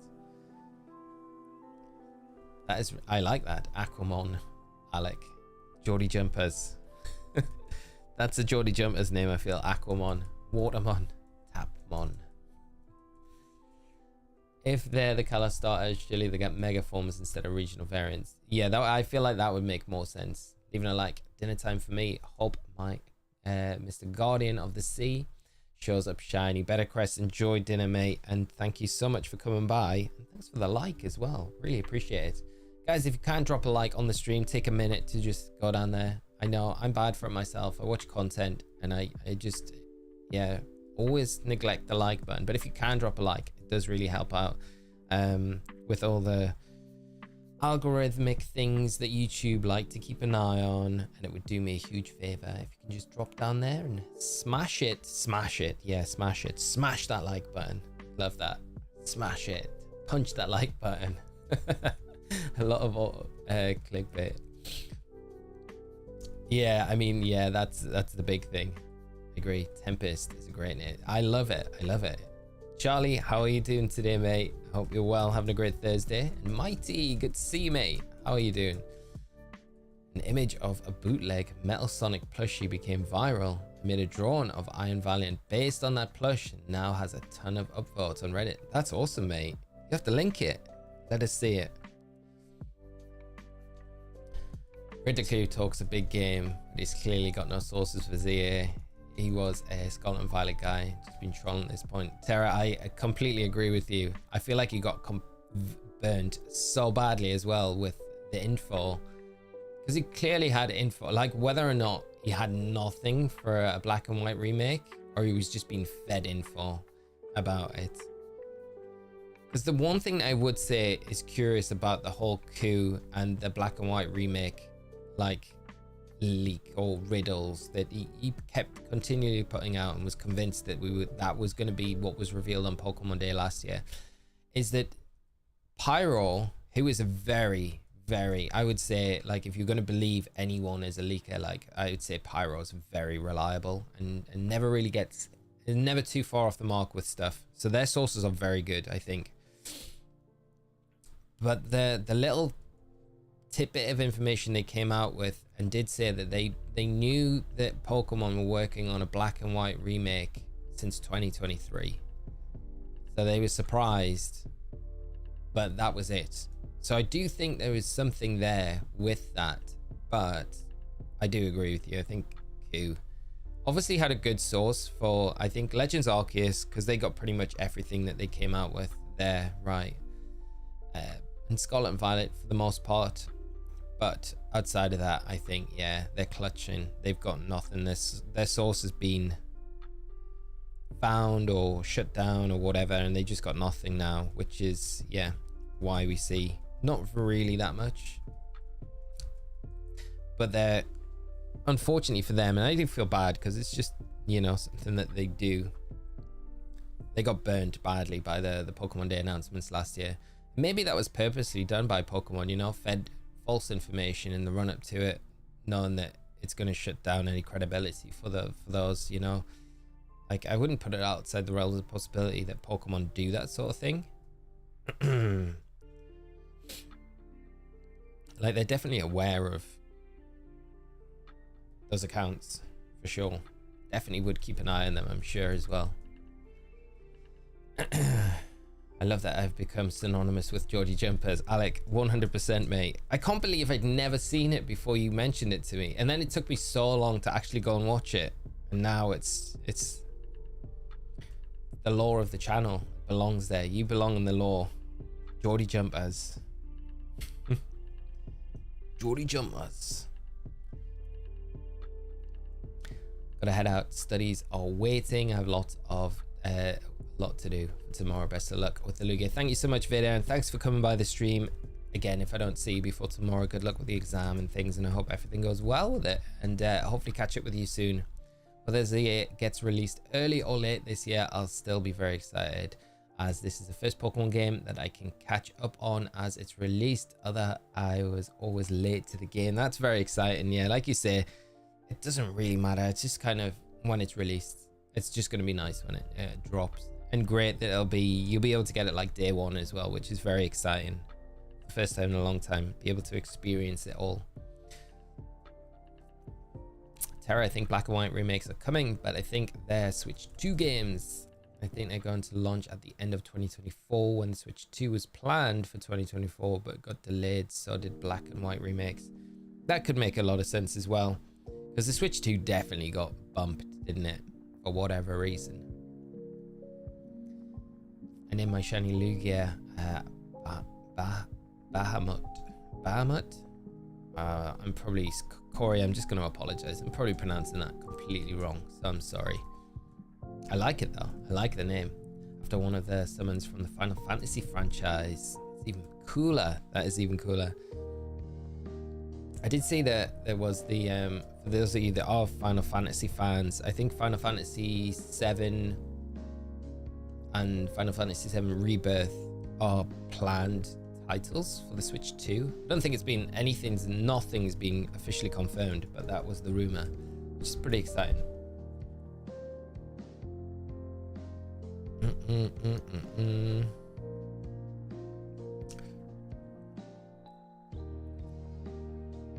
I wonder if we can get this Lugia under 1,000 resets.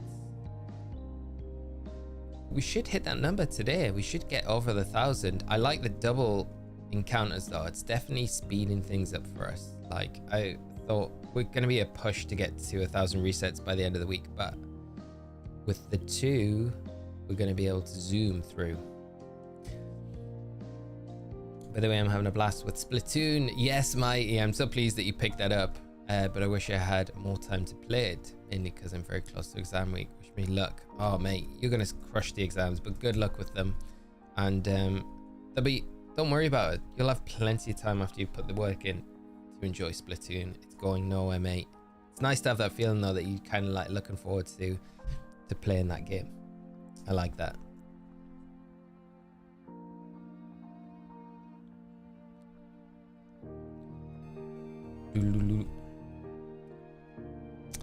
RFXTC, thank you so much for the subscribe. Oh, but it's gonna be nice just getting ZA finally, and then just having, like you say, like new games to play on, new areas to explore, new hunts to do, hopefully new methods, shiny hunting, some new Pokemon. It's gonna be good. It's been a weird year last year where we just had nothing. After the DLC, well, did we get when did the epilogue drop? Because that was the last installment we had for Scarlet and Violet, and after that we've had basically nothing, living on scraps. But I do feel for the competitive scene, if we're gonna have like this year and then another year in Scarlet and Violet before we get a new game, that final year, 2025-26 season is gonna be tough. But they could do stuff with the rule sets to make it a little bit interesting, but we'll see.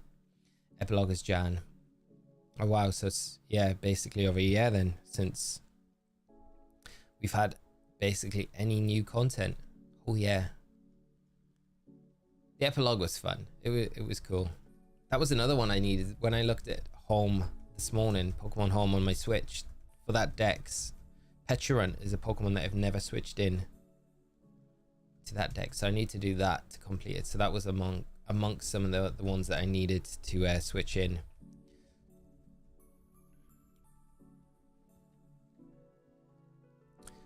Really hope for Alpha Pokemon return. I got so much extra fun out of PLA hunting the Alphas. Want to continue my collection with new ones. I'm with you. I hope that we do see Alpha Pokemon make some sort of return. It was such a prominent thing in Legends Arceus, so it just feels like it would be a natural kind of thing to incorporate in the whole Legends series, right? But yeah, going after shiny alphas and getting a shiny alpha feels extra special, so that would be really cool. I wonder if the Pokemon will still interact with us like they do in Legends Arceus, because they weren't quelled, were they? A lot of Pokemon, and that was the whole thing about going out and building relationships with Pokemon, because they attack you and a lot of them are aggro. So I wonder if they'll have that same sort of interaction in this, because we're kind of building, I guess the whole concept of the game, as far as we know, is a redevelopment project where it's like a place where Pokemon and people can coexist. So you think there's definitely a better relationship between people and Pokemon in this game than there was in ZA, so I don't know.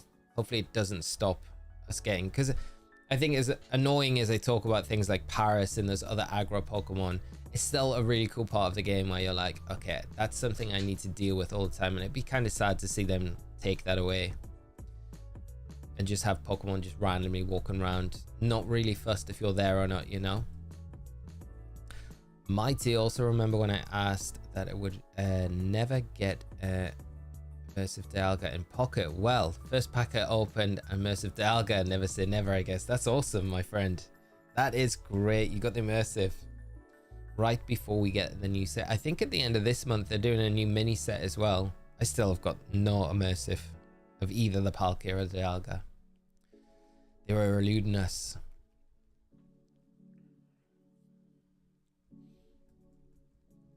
And I haven't even spoiled myself by seeing the immersive cards for the Dialga or Palkia yet, so I don't know what the art's like. I was like, I'll save it. I'll save myself spoiling it for when I get the card. It was the wrong play though.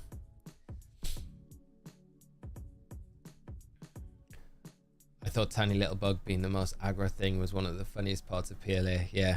Oh man.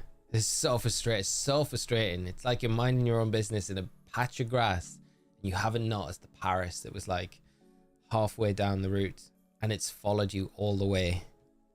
And it's about to ruin the hunt that you're currently doing. Oh, so frustrating. But it is a cool part of it. I wouldn't I wouldn't remove it. I think it adds to the charm of those games. Wild. Paris. I'll be happy if Paris isn't in these games though. That would be nice.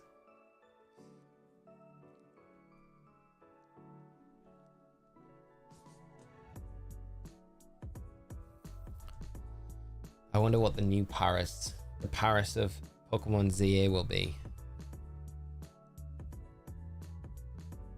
I'm trying to think of like XY Pokemon that were slightly could be aggro. I don't know. But I would have never guessed coming into Legends Arceus that Paris would have been the Pokemon that I left that game never wanting to ever interact with ever again.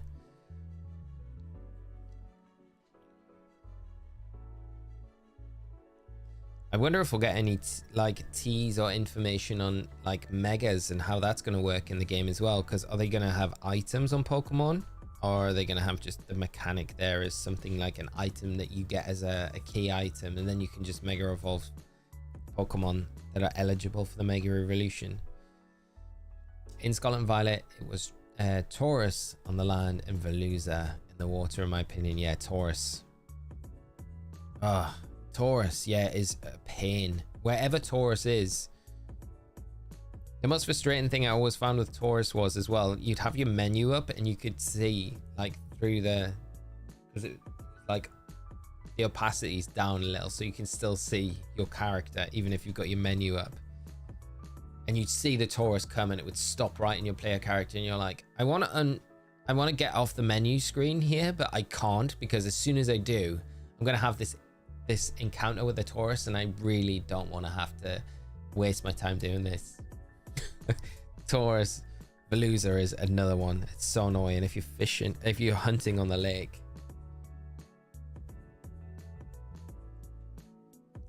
Lugia, I like it. I like it a lot.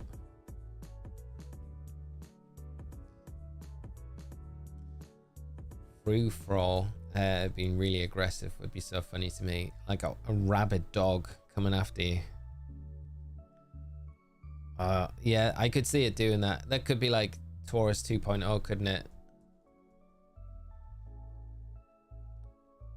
Sizzler's off me. I don't mind Sizzlers are. They're just so erratic. You can never really dictate what path they're going. They'll like veer off into one direction and you try and dodge them and they'll just come straight for you, and it's like, ah.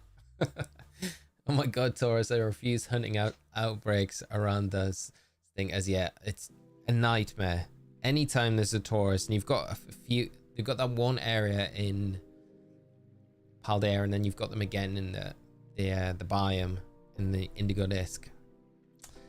Not for me.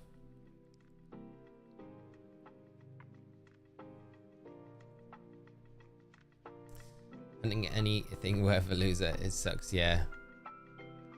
What's worse though, Veluza in Scarlet and Violet or Sharpedo in the Isle of Armor? Sharpedo is so annoying. Like, you can outrun them, but like if you time your bike like boost wrong, then you are done. You're done.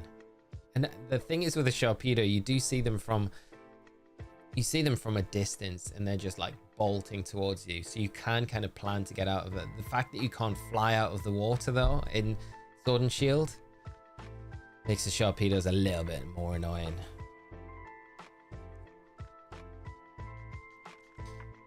Are you gonna do a reaction stream on Pokemon? Yeah, we will be doing. We'll start early that day, Tob. We'll have a fun stream that day, and then we'll run right through till the direct and do all of it. Yes, mate, it'll be very fun. So if you are about on Pokemon Day, I'm hoping a lot of you are, and you wanna join in, we will definitely do a watch along.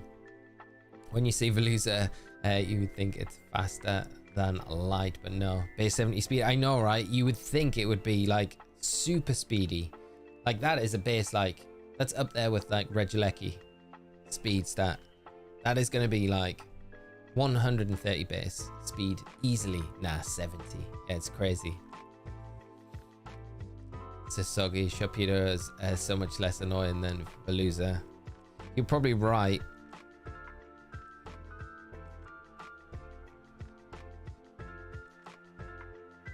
And I like the fact as well with the Sharpedo, you can kind of like place your character behind one of the max raid dens in the ocean, and it'll just block itself into it and then instantly despawn because it doesn't have the programming to go around the raid den. So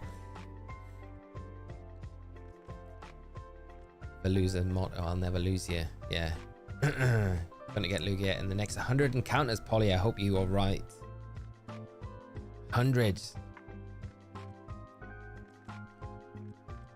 If we get it within the next, okay, if we get it in the next before 1,000, I'm naming it Polly. There we go. That just sold it. So there it is. I think because of time zones, I'll be working on Pokemon Day. Depends on the time the presentation is. Last time it was 3 a.m. for me. Wow. Yeah, so they're normally, I think it's normally about 2 p.m. UTC is when the Pokemon Presents normally starts us the normal time, but again, I guess that could change. Are you considering doing a bingo card for the announcement on Pokemon Day? Yeah, we'll do a bingo card for sure that day. I don't normally do them for like normal presents, but I think because it's Pokemon Day and we've got loads of stuff that could get dropped that day, it'll make it a lot of fun. So we'll spend some time in the run up to it in the morning doing that. I think we'll probably start the stream around the same sort of time as we did today, and we'll just run through until it's all done. Come on, Lugia. Let's get it.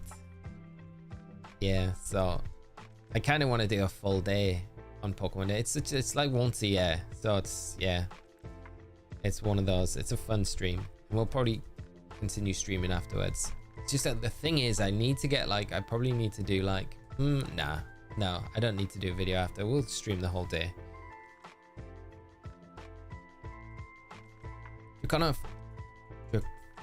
Draconificado. How are we doing? That was like I nearly got it right first time. How are you doing though, mate? I hope you're well. Having a good Thursday. Thanks for joining the stream. We've doubled up the Lugia today, so hopefully we do manage to get the shiny.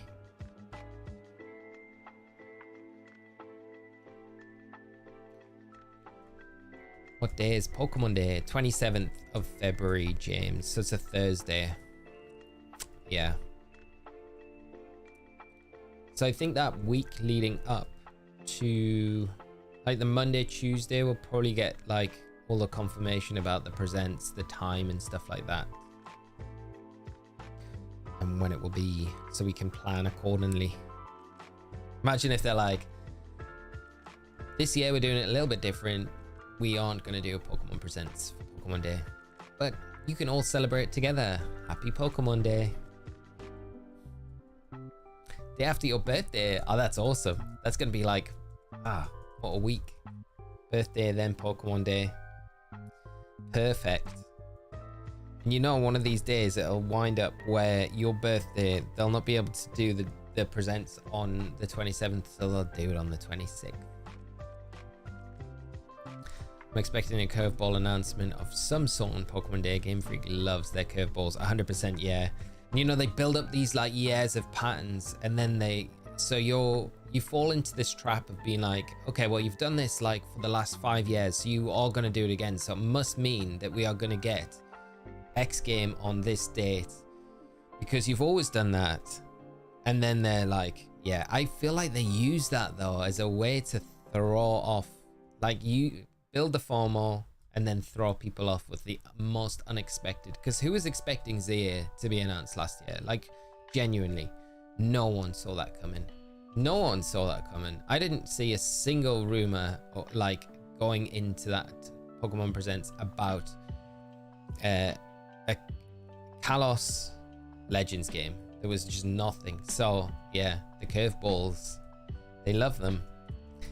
And I think that's what makes it so exciting, because it's like we could get something like a remake. We could get all the games ported to the Switch as virtual console games. There's just so many possibilities that we could get.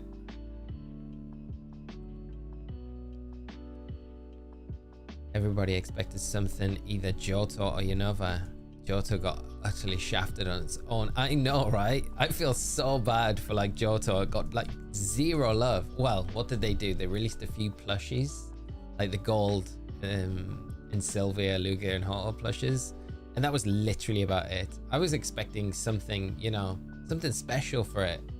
It's a great region, but I always feel like Johto never gets the love it deserves. It's always like the forgotten about region, and it's got so much lore to it. It's one of my favorites, but yeah, on its own anniversary, it got zero love.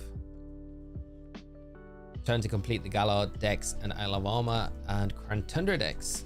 363 out of 400, 180 out of 200, and 179 out of 210. And in the Let's Go Pikachu decks, I'm 104 out of 150. So that's really close to where I was when I picked up my dexes. It depends, I guess, which Pokemon you need to get, because some of them can take a lot longer. I would definitely suggest breeding for the ones that are like the rarest spawns. It will save so much more time than wasting time trying to get those rarest spawns in any of the games.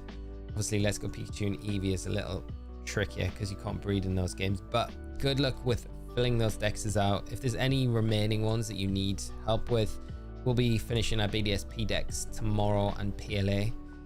So I will, like I've said, I'll take a little bit of time at the end of the stream to trade across to anyone that needs any trade evolution stuff or certain Pokemon that are version exclusives to finish off dexes and stuff.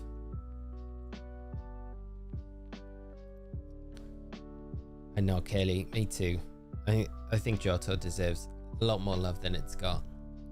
Got a shiny Rhyhorn, full odds. Nice, congrats, that's awesome. The only shinies that I got a couple in Let's Go Pikachu and Eevee. I got a Voltorb in the Power Plant, which is nice. And then I got a Geodude, which reminded me of the Geodude we lost from this playthrough. But that was pretty cool. But nothing else, nothing super spicy. The Voltorb was nice though. Lumpy, how are you doing, mate? I'm headed to our shovel. How are you doing, my friend? I hope you are well. Hoping for black and white remakes. Aaron, I would really love. I think that would be the curveball I would love to see. A black and white remake on the horizon. Coming soon.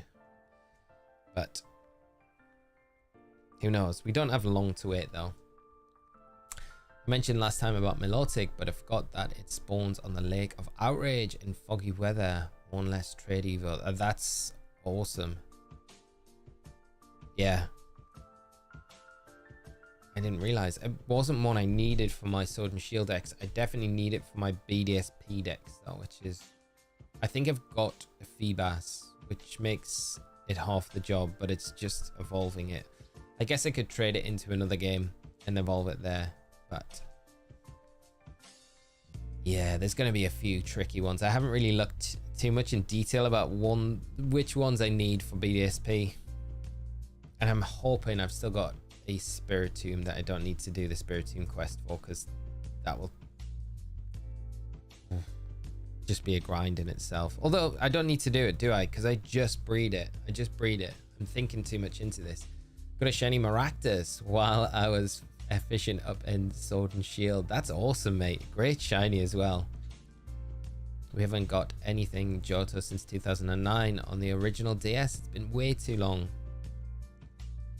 Which is wild when you think about it, because we've had, yeah, I mean, they're always doing Gen 1 stuff like Kanto things, but Gen 2, for some reason, I wonder if they'll ever like save it for, like, it would have been my, if I'd put money on to bet on like what the next Legends game would have been, I would have thought it would have been a Johto game. Just cancel all plans. I feel like that's a much better way. Just let the sun do the shoveling for you. Take a bit longer. Oh mate, I hope it's not too bad though. That's crazy amount of snow. I think we're meant to get some snow later this week. It's really cold today. it's probably a real headache for you, like, because you get it quite regularly, whereas I want it to snow. I'm like excited if we could get some actually like meaningful snow that isn't just like a layer, like some 10 inches. I would be like, oh my god, that would be amazing. I'd be straight out playing in it. Would build a snowman, sledging, all those fun things. I did the Poffins last night for feedbacks. James, how long did it take to do? Was it like pretty straightforward? If it's like not super time consuming, I don't mind committing to doing that. It's probably not too bad, but I'm not really too sure how long it takes. There are a few Pokénews YouTubers that say they're going to be in Nintendo Direct this month also. Can you clarify that all about? So there's normally, I think the idea is there's a few really credible leakers that have come out and said that they do expect a Nintendo Direct this month for Switch games, I think, that are coming out this year. I don't think they'll cover ZA because I think ZA will be covered in Pokemon Presents, which is Pokemon Day. But I think every February, like going back however long, we've always had a Nintendo Direct in February.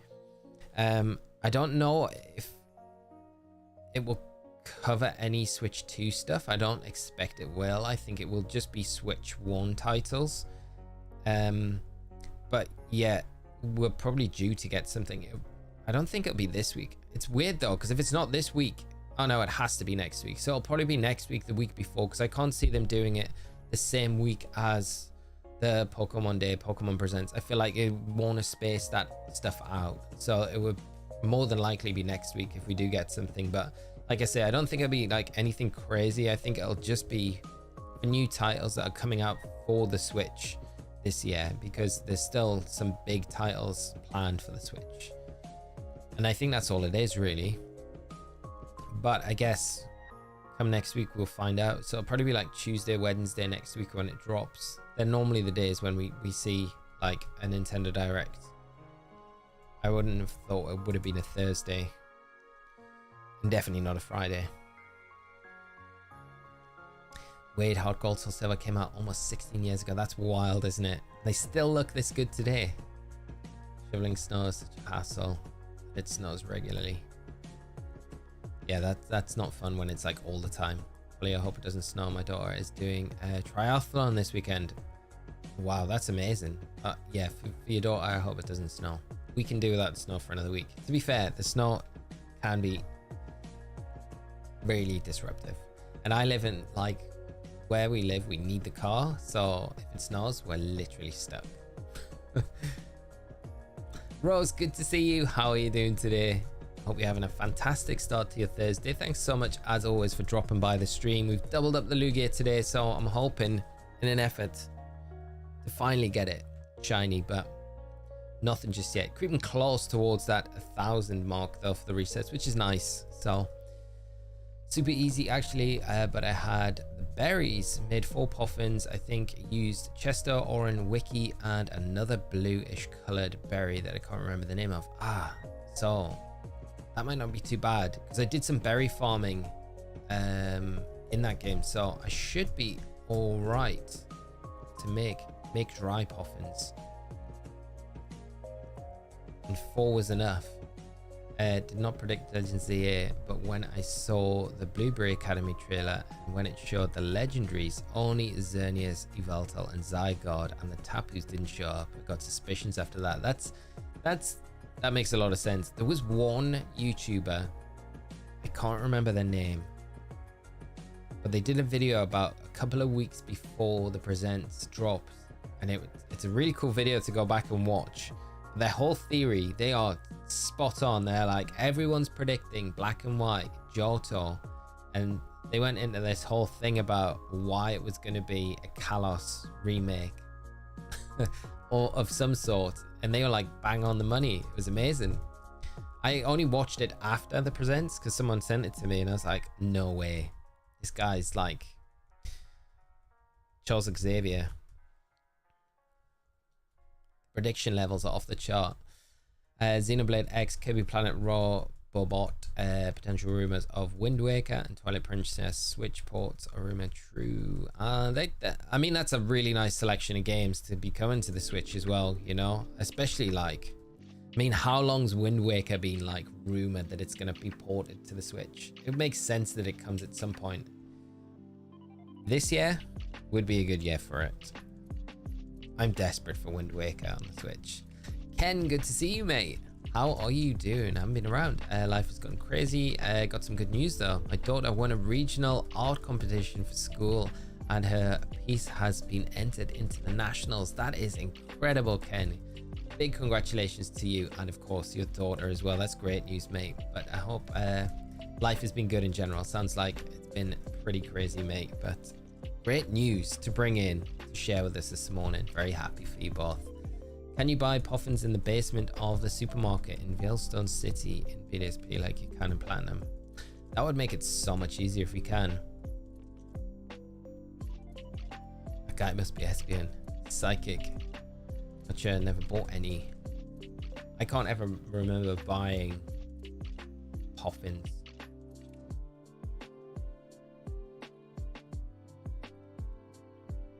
I need to head to Betty Buys. Good luck later, Terrake. Have a good one, mate. And thanks so much for coming by the stream. Hopefully catch you on the next one. But take it easy, mate. Rest up well.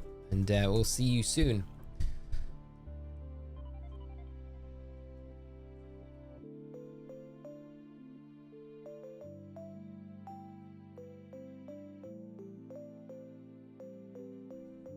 Very exciting though, Ken. I hope she does well at the Nationals and manages to crush the competition there. Come out victorious once again. Is it like another piece that she'll have to submit for that? Or is it going to be the same one that won the regional?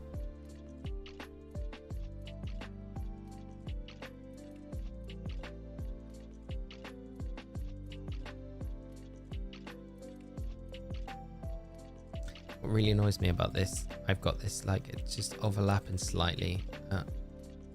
Just need to move this down. Yes, there. That's better. That's all lined up.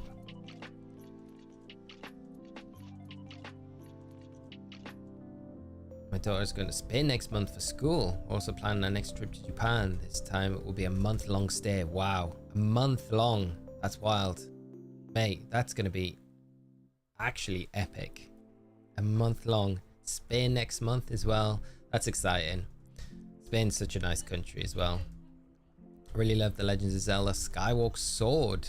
I played the original one back in 2011. Was only 18 years old. It was so fun. Those older Zelda games are so like, there's some of them that are just peak. I remember when I played Wind Waker for the first time and I really didn't like it. I didn't like the art style or anything with it. I really hated it. And I was like, what have they done to my beloved Zelda game? But then I kind of persisted with it and just fell more and more in love with it. And like, yeah, it's definitely one of my favorites now. And Skywalker Sword, such a great, it's just a classic, isn't it? Twilight Princess as well. I remember getting that. I remember getting it on release day and just sitting and playing it for the entire day. It's a good day.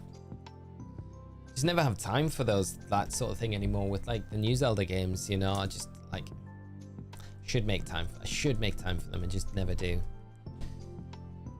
Pumpkin cookies. They sound good.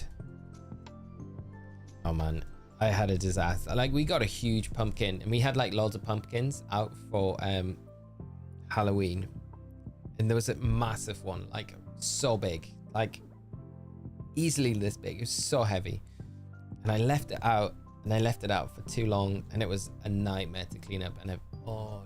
And with my ankle, I'm gonna use my ankle as an excuse why I couldn't like clean it up, but it started to like fall apart and I was like, I need to get rid of it now, and it was such a mess to clean up. It was horrible. I blame my ankle for it though, for not being able to do it. But I feel like people must have been walking past the house and be like, why have they still got pumpkins up? It's like January, and you've still got your pumpkin up from Halloween. There is no excuse. But when it started to disintegrate, I was like, I gotta clean this up now, ASAP. Get rid of it. People hated the art style at first. Here too, for Woodworker. It's slowly won everyone over. Yeah, it's mad how like games do that. There's a game for the GameCube. Is it called? I think I've got it up there. Let's see. Is it 7? I think, or is it 8? 1, 2. And the art style's like comic book, and I remember playing that for the first time and being like, "This is so weird to play." And yeah, that was another one that like really grew on me, and that sort of art style with those games. It's really cool. I got a random shiny Toto the other day in Pogo, one of my favorites. That's awesome. One of my favorites too as well. I was sad we couldn't get it in this game as our starter. He tempted me into shiny hunting, so I started Ultra Sun again to shiny hunt the Wormhole legendaries. Didn't bother the first time. That's awesome, Roz. Who is your first target going to be? I'm excited for you to jump in and start doing it. I really need to go back and do all the Ultra Beasts because they're the ones that I haven't done yet. Can somebody in chat trade me a Gengar and Scarlet and Violet? I got some shinies for the effort. Remite, do you know about the trade that you can do in Scarlet and Violet for a Gengar? There is an in-game trade that you can do to get a Gengar in-game. If that helps at all. I don't know if you've already picked it up, but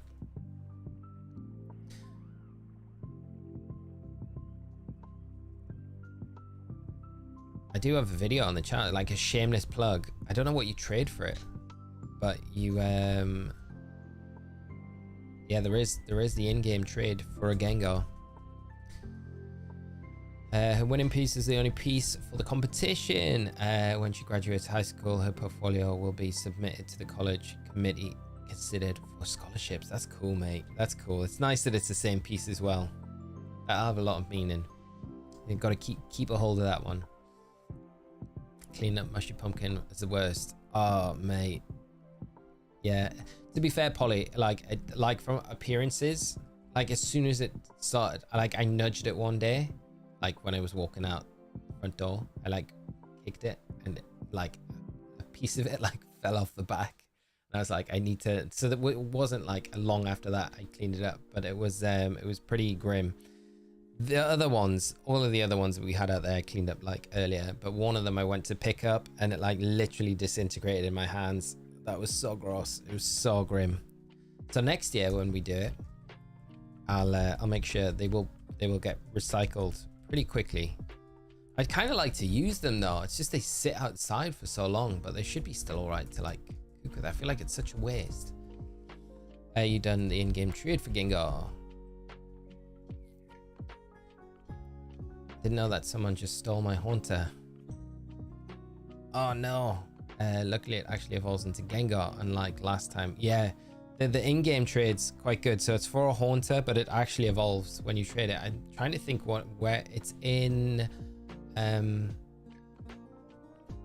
Iona. Where's Iona's town? Levincia? Is it Levincia City? I think it's there. As soon as you walk up to the big area that's big, like a big dome circle, you can walk around with the water. There's a trainer as soon as you go up the ramp, and that NPC is the one that will trade you. I can't remember what you need for the Haunter, but they will trade you one. So it's pretty easy to do. Makes it a bit easier then. Yeah, Aaron, that Everstone one in previous games, such a troll.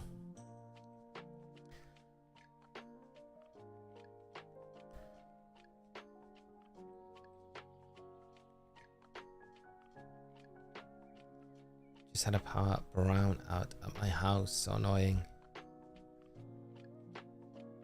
That is annoying, Kaylee. Levincia, and she wants Pinchurchin. Okay, so there we go. Thank you, Polly. Jogging my memory. That in-game Haunter with the Everstone that you get traded is diabolical. Remember we did it, I can't remember when it was, but we did it on stream thinking that, yeah, we'd be able to, we know that trainer trades us a Haunter. We'll add it. I think it was a playthrough of some sorts. And yeah, we got really trolled by it. Is it in BDSP that they do it as well? Sure, it's like Diamond Pearl, and yeah, you get it, and you're like, near Snow Point City, I think, there's a little house. You can imagine the guys in the office being like, yeah, this will be funny. They'll think they're getting a Gengar for their playthrough. Mean.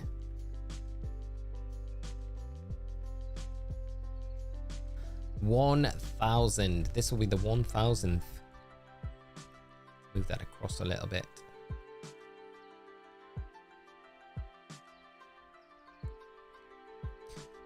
This one is a shiny. Could you imagine if both were at the same time?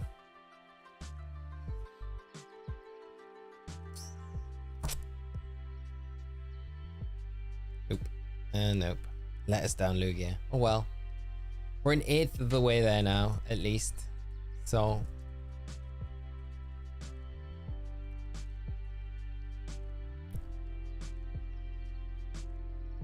But what is that? So we've been streaming 2 hours. We're getting like 500 resets done in 2 hours. That's actually really good. 1,000 resets in 4 hours. It's not bad going.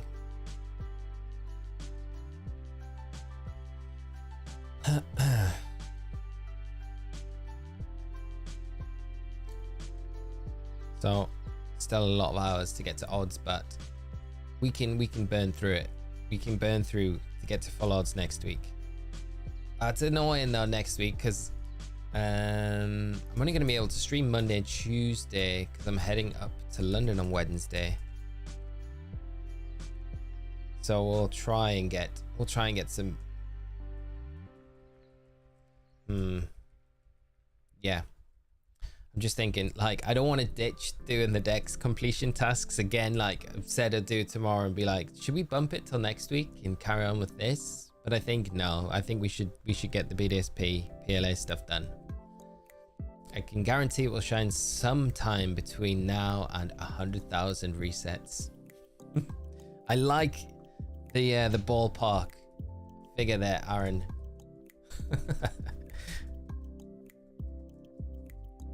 I think the only thing that can make me not like these games as much as I do is going to 100,000 resets for Lugia.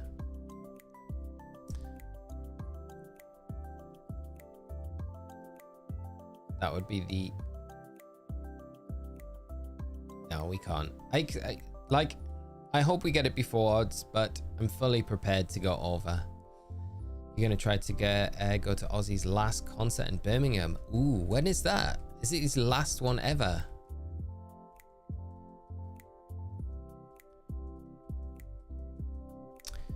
I don't know this year. If it's this year, probably not, mate, to be honest, because I've got quite a few like gigs coming up and festivals and stuff like that. So to squeeze any more in, it's going to be pretty difficult.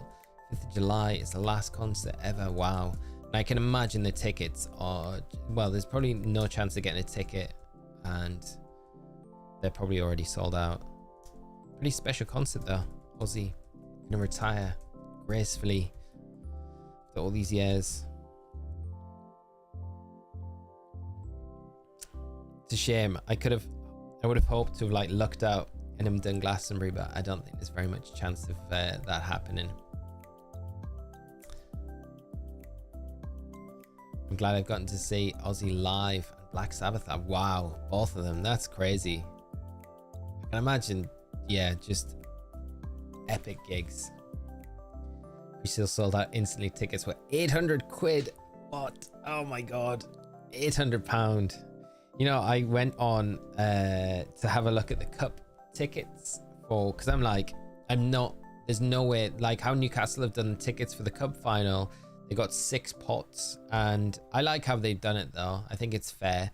Like if you've been to a lot of the cup games in this season, then you're in pot 1, which pretty much guarantees you a ticket. Pot 2, I think it's today. Pot 3, and then all the way down to pot 6, which is like you're probably not likely to get a ticket. So I was like, maybe the corporate is the way to like look at getting it. It'll be a bit more, but I'm like, is it going to be that much more for a ticket for the cup final? And the cheapest they were was 1,400 quid, and I was like, nah, I can't. So the likelihood of me going to see Newcastle in the Carabao Cup final is 0, unless I'm gonna keep an eye out for like competitions, because you always get competitions to win tickets, so I'll enter those, see if we get lucky. If you are a Violet player, because I prayed for a week for Scarlet players. Resale solar instantly. And Riley, good morning. How are you doing, mate? Hope you're good. We got the double Lugia today, so it's definitely helping with our reset numbers. Not helping with the shiny just yet. Hope you're good though, mate. Any news on anything that you've got going on in game?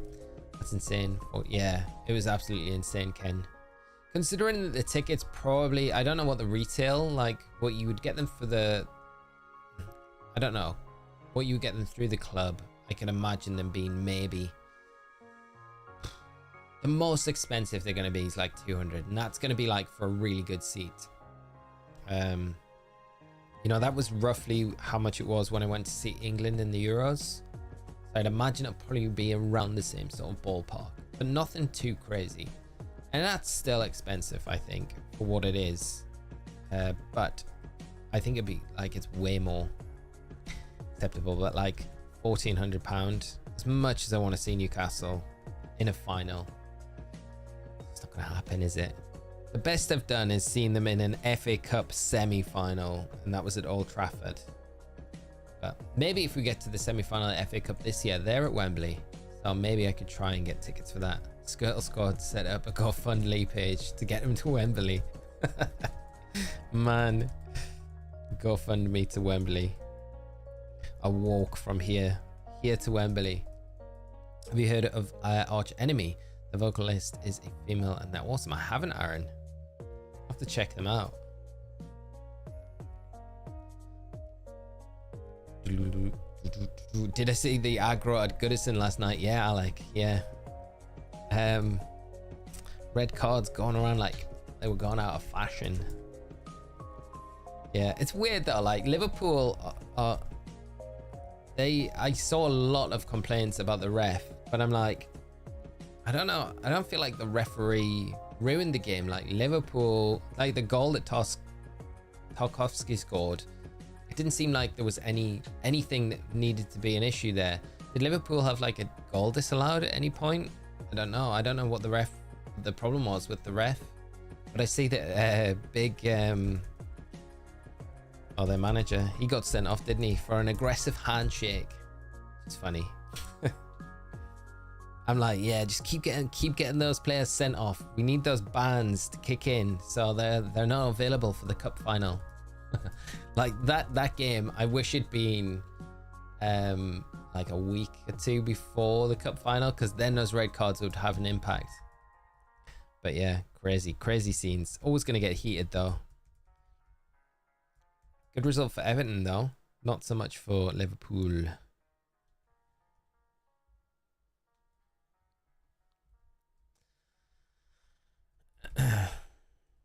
I'm going to try my best to get tickets to see Aussie, but I don't think it will happen. If I do, I'll have to make a day of hanging out with you at some point, take a special detour. That would be really cool, mate. That would be really cool. If you do, you'll have to let me know. And yeah, we'll arrange something. I'll come up there, or you can come down this end of the country and I can show you around, show you the sights.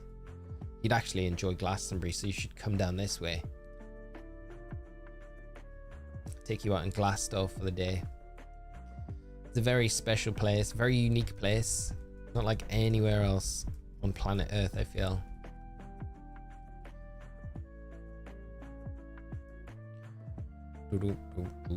Come on, Lugia. Oop.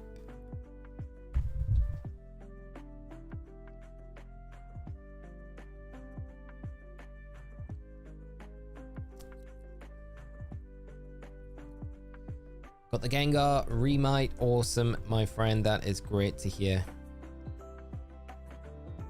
I'm trying to think what other in-game trades there are that you might need. I think there's a Jotonian Quagsire, and I don't know what there's three, isn't it? Oh, the other one's just a reward from doing the classes, which is a not Berserker, the Pre-Evolution, Galarian Meowth. So yeah, I think they're the three that you can get in game in Scarlet and Violet. So I don't know if any of those will be like useful for you.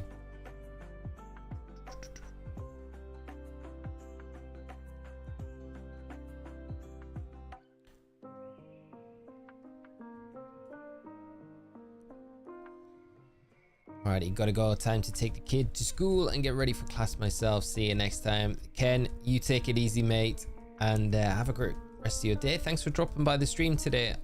Sorry we weren't able to get the Lugia while you were here. Hopefully we get it at some point though. I'd like to travel and never been outside America. Aaron, definitely, there's so many different places in the UK alone that you could go to. Yeah, that's the thing, like I'd love, there's so many different places around the whole world. Like there's still so many places in America that I haven't been that I'd like to go to and just travel around and see. I've got my Meowth already, got it yesterday. Might look into the other one though. Yeah, I think it's in Cascarafa, I think the other trade, the Quagsire. But I'm not sure if you need it for the decks, but it's there if you do.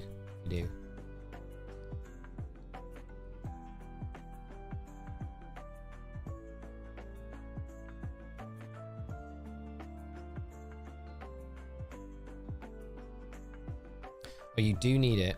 Okay, so that's, yeah, that's a handy one then. Cascarafa. I think it's near the water fountains in that like central area. Again, I'm not really too sure what they want to trade. It might be just a Paldean Wooper for the Jotonian Wooper is how you get it, I think.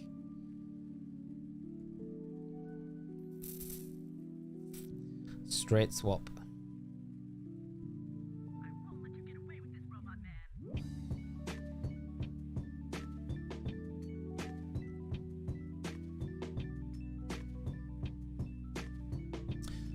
Aaron, my great-grandfather came to America from Germany to visit Germany one day. Oh, you should definitely, yeah, plan that trip. Germany's a great place as well. The food, drink. It's amazing. Very different places as well to visit. Very different parts of Germany offer different things. Got a shiny Keldeo yesterday. I was so happy because I love Keldeo. Oh, congrats, Rose. I'm pleased you managed to pick it up. Get that one. It is such a nice shiny as well. I do love it. It's probably one of my favorite mythicals, and it's resolute form as well. It's nice that you can just change it so easily in game. Corey, you're off as well. Thank you so much for coming by the stream. Thanks for the stream, Lee. I hope to catch you on the next one. Yes, Corey, have a great rest of your day. Thanks for dropping by today as well. Great to see you, and I'll hopefully catch you tomorrow. Maybe in between then and now we do get the Lugia. We've got a little bit of time left today, so we've got another hour or so. So we might be able to get it between now and then. And then we'd be able to move on. We need to really start planning out our next hunt. Like, what are we going to go for next? Because I kind of want to get a little bit of an idea. I know we've talked about the Dratini in, if we can get it, if we answered correctly with the extreme speed. So there's the Dratini. There is the option of going after like a Nidoran to get a shiny Nidoking, because I think we like a ground type will really help the team out a bunch. And then any other suggestions that anyone has. Eevee as well, of course. Yeah, we should go after the shiny Eevee. Yeah, so there's those three at the moment that I think, okay, which one do we go for? The Dratini would be wild to go after. I would definitely be up for that one as the next one, but like all of them. And then there's obviously the Abra as well, which is quite a cool one to do from the game corner. Feels like this team could use an ice or a dark type or both. Weavile or Sneasel. It would be Sneasel, wasn't it? Because I don't think Weavile's in this game, unfortunately, or fortunately, which way ever you look at it. I like the idea of it though. Yeah, an ice dark type. A dark type would definitely be handy, especially for Sabrina. Take your chances and see what you get in the Safari Zone. Oh, we could do. I mean, yeah, that's not a bad idea as well. Safari Zone hunt. Whoosh. The randomness. I mean, it's probably quicker. No, is it quicker doing a Safari Zone hunt than anything else? Maybe over 2 games.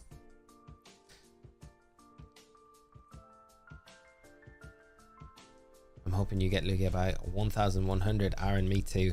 If we can get it by then, that would be a very quick one. Shiny Zam would be awesome. Yeah, it'd be so strong for just running through. the Cannnot gym leaders as well. I would just rip them apart. Make it sound so gruesome. But yeah, it would be very good.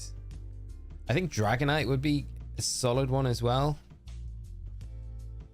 PDSP, just had to lock my top 10 Mon Porygon Z behind the post game.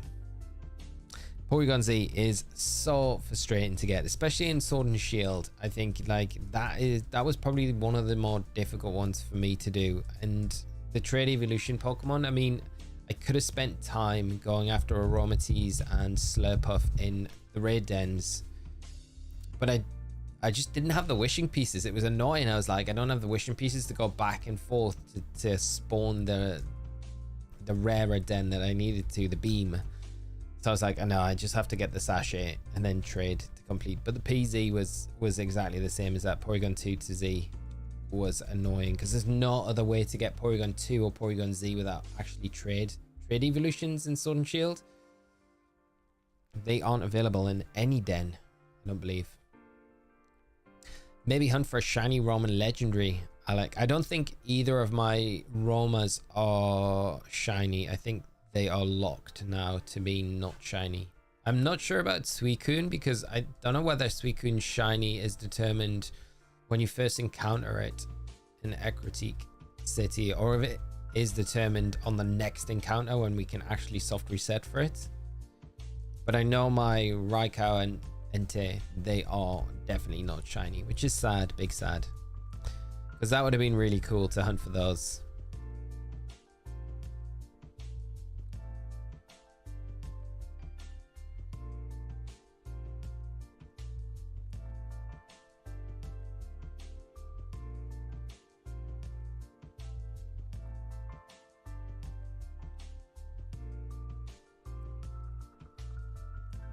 And there's also a Ho-Oh as well that we could go for. Scrap that idea. Yeah, I mean, if I'd definitely be down for a Suicune hunt, because Suicune's great. But there's Ho-Oh, Suicune, Teeny. There's a bunch of different options that we could go for.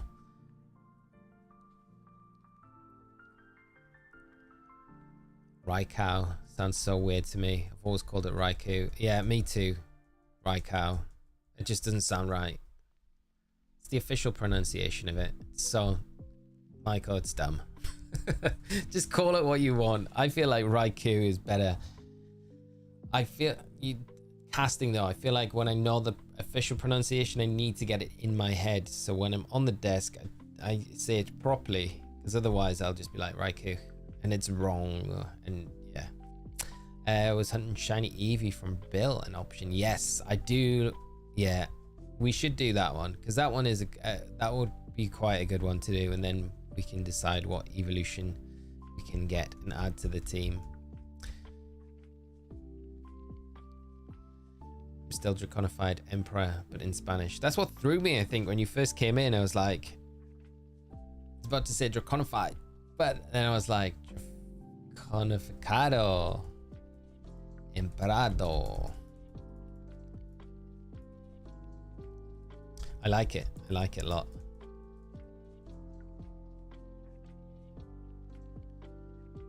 So, yeah. Shiny Eevee from Bills. Shiny Dratini with extreme speed.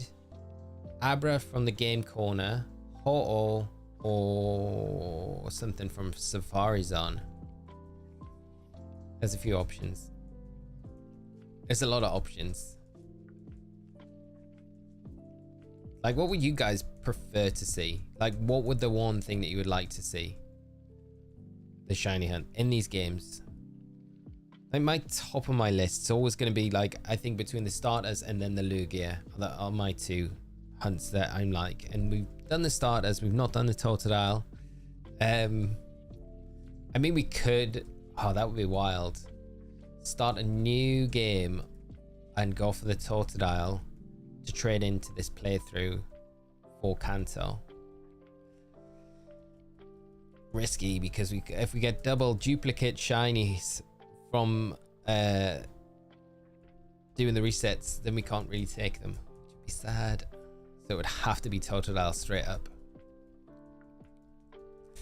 don't know. I'm curious to find out what you guys think.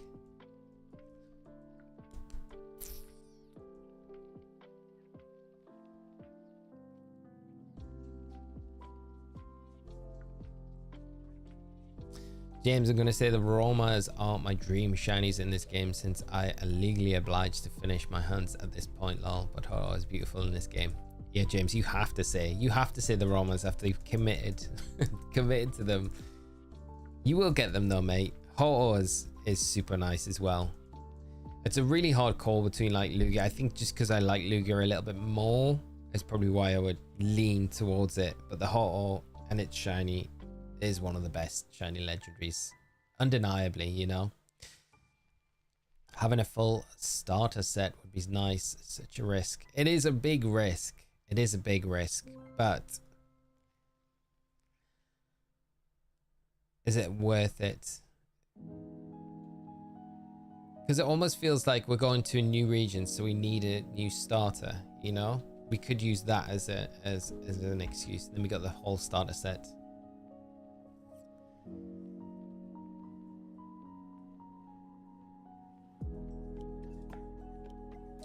We're getting hammered by snow and freezing rain today. Might be able to take a half day and head home before driving gets too rough. Yeah, mate.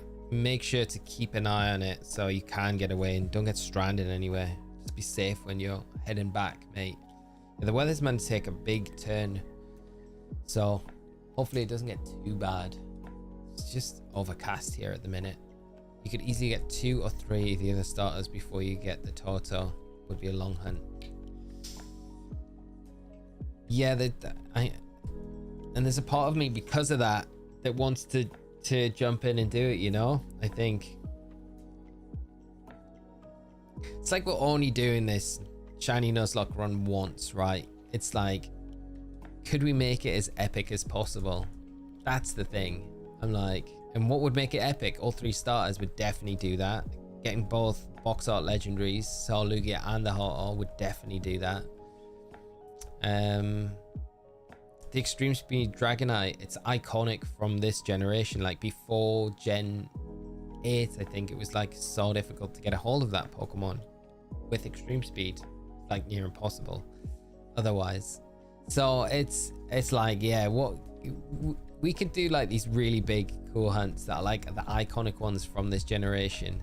That's why I'm just thinking about like making it, because I don't want to run through it like and it'd be over so quickly where we're like, okay, well, we've done it, you know, like a tick box almost. It's almost about the journey and what we've done to get to red. And then if we've got like a really like a good bunch of Pokemon by the time we get to red, then we can make like a dream team out of the selection that we've got to just, yeah, be like, you are not a champion, Red.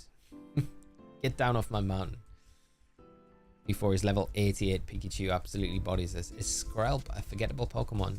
I would never forget it. I like Skrelp and Dragalge like a lot. I think they're really cool. Like, were they the first dragon poison types that we got? I think Dragalge is really strong. It's a good Trick Room Pokemon as well.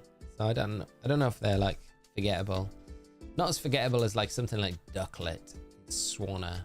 No offense to either of those Pokemon, but I feel like they're a bit more forgettable than something like a Skrelp.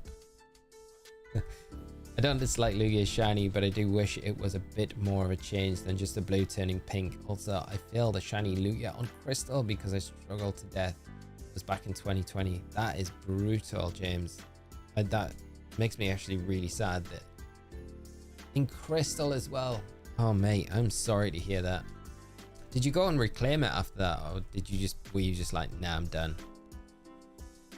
But I'd say go for it. Cool to complete the trio. Go for it, no regrets. That sounds cool. Having a strong shiny team to challenge Red with, yeah. For me, it wasn't until yesterday I remembered Elgium was a Pokemon, yeah, and Beheim. I don't know how I'm pronouncing that, if I'm doing it right. Yeah, they are definitely forgettable Pokemon. Like, not design-wise, but just generally. Just generic psychic types that don't really... I know Zog in... which year was it? 2011? I think on his Worlds team. Pretty sure he got top 8 or top 4 that year.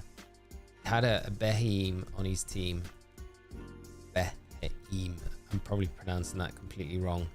Don't need to worry about that one though. I don't think that's one we're going to see in competitive for a long time.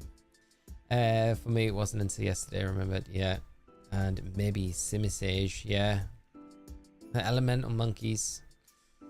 Totally agree with Lugia. Love the OG colors, but shiny is a tad disappointing. It could be better. It looks amazing in Sword and Shield. When I got it in the Dynamax Adventure Raids, it was really nice. Like, it did look nice, but I think they could have done a bit more with it. Yeah, they definitely put all of the efforts into Ho-Oh.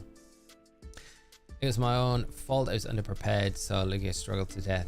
I didn't reclaim it, but hoping to hunt it in Soul Silver like you during my shiny playthrough. Mate, I hope you managed to get it nice and early. Not too many resets in. I feel like you deserve it. We've all been there, unprepared for a shiny hunt. I like Lugia shiny. I think it's good enough. Star Spark. I like I say, when I saw it in Sword and Shield for the first time, I thought it looked amazing. But when you compare it to something like Ho-Oh, it's definitely, it feels like there's been more work done in one than another. But I guess Lugia got a lot of spotlight in Gales of Darkness, didn't it? So got that shadow form, and that thing looked incredible.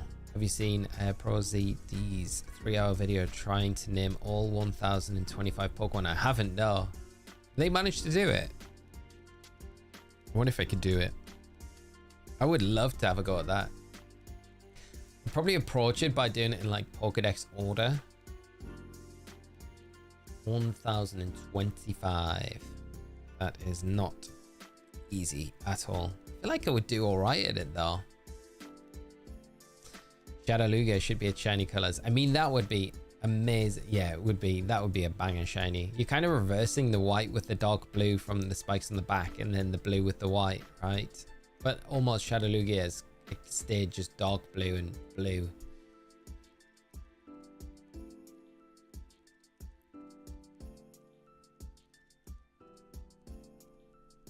I want to shiny hunt Palkia and Shining Pearl, but I don't know if I can sit through so many resets. Rob, you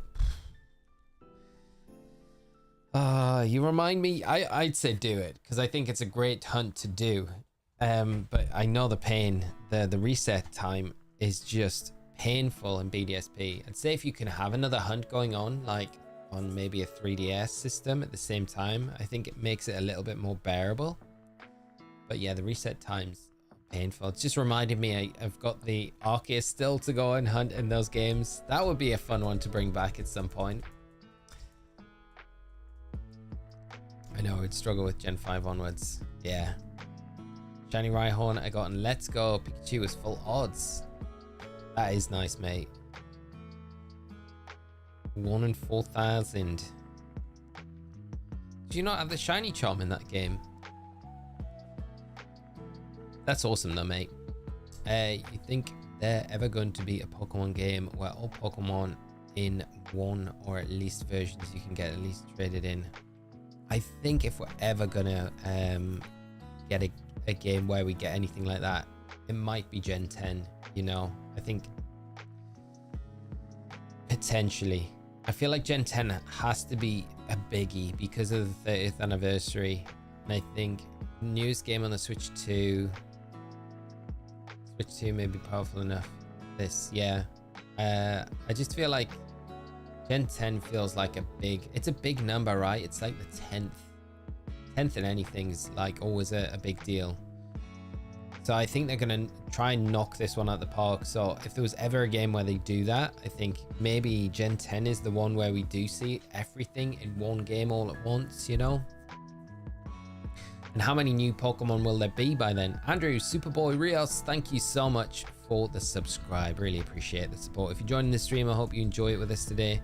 So we're at 1045-ish now.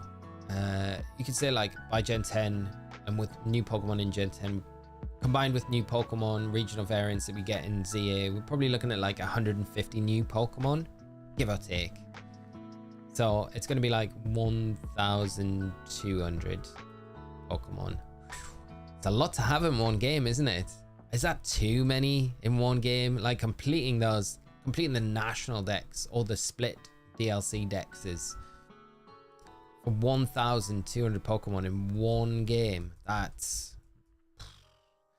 a big effort. I don't know if we will, you know. Like just when I say it out loud, it just feels like we're not gonna get that. I mean, I would love us to get it and then be like, yeah, we're just gonna dump everything into one game. Pablo, how are you doing today?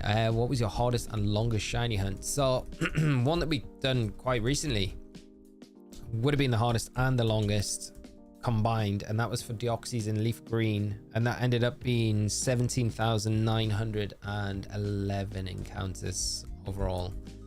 So yeah, that was like two weeks ago now. 2 weeks ago tomorrow, I think. So yeah, it was nice to finally get it done. It was a huge slog because we started the whole hunt from a fresh save file on Leaf Green, did a hardcore Nuzlocke playthrough of that to get to the Deoxys, and then start the shiny hunt. So it was a long old process, but it was a cool journey to get it in the end. Glossopher and Pokemon I completely forgot about. Yeah, Glossopher. Yeah, another Pokemon. I'm trying to think of some other ones that I'm just like. Patrat. Patrat is another one. It's like very forgettable, isn't it? Whatever its evolution is. I don't have the shiny charm, and let's go Pikachu. So those full odds, 1 in 4,000 odds. That's nice, mate. Congrats. Hopefully you can get a few more. And once you complete the decks for Pokemon Home, you'll have the shiny charm, which will give you like better odds as well.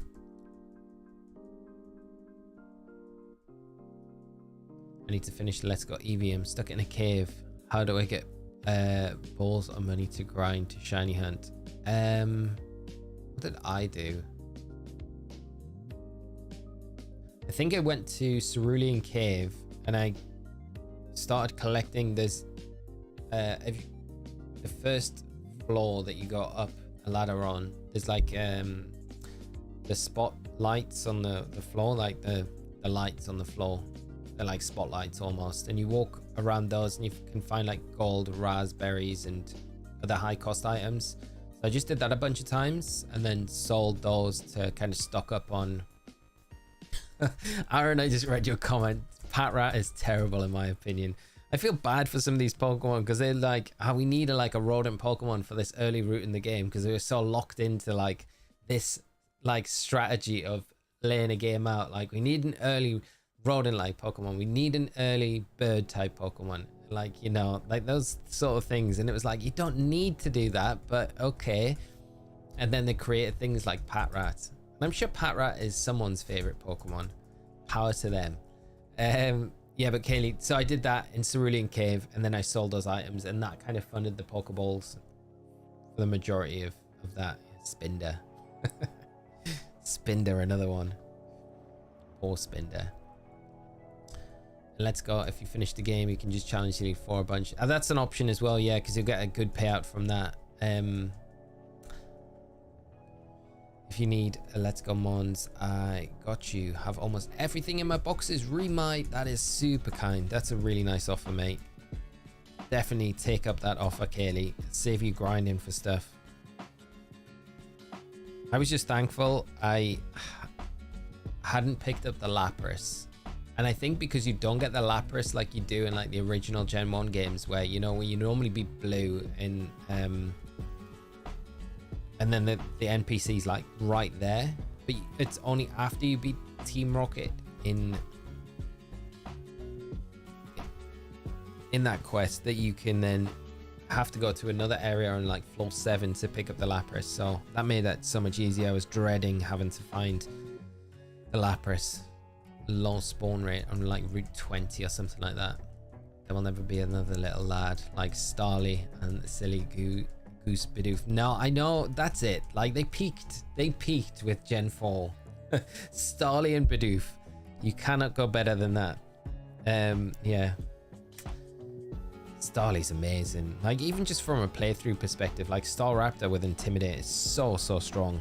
Bidoof is just Bidoof. HM Slave. To the moon. Goose mentioned. Zangoose. Now, we like Zangoose, Riley. It needs a mega evolution though. Need to find a YouTube video of a cave walkthrough because I'm legit lost and get stuck. I think it's Seafoam Islands. Ah, oh, yeah, that is. I had to go there for a Jinx.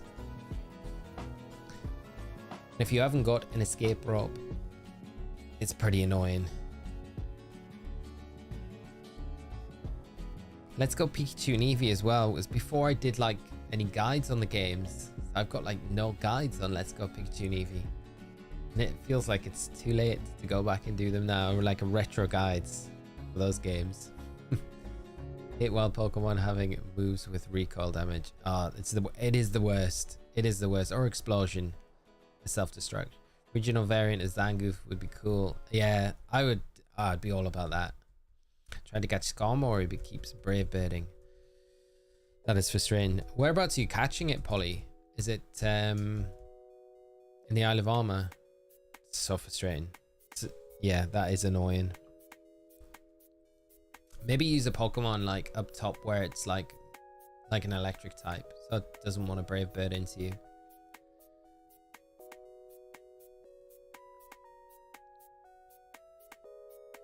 Yeah, I love Armor. Skarmory. I forget how like dependent, and I do like it as a feature, but in Sword and Shield, how dependent like all these different spawns are on the weather.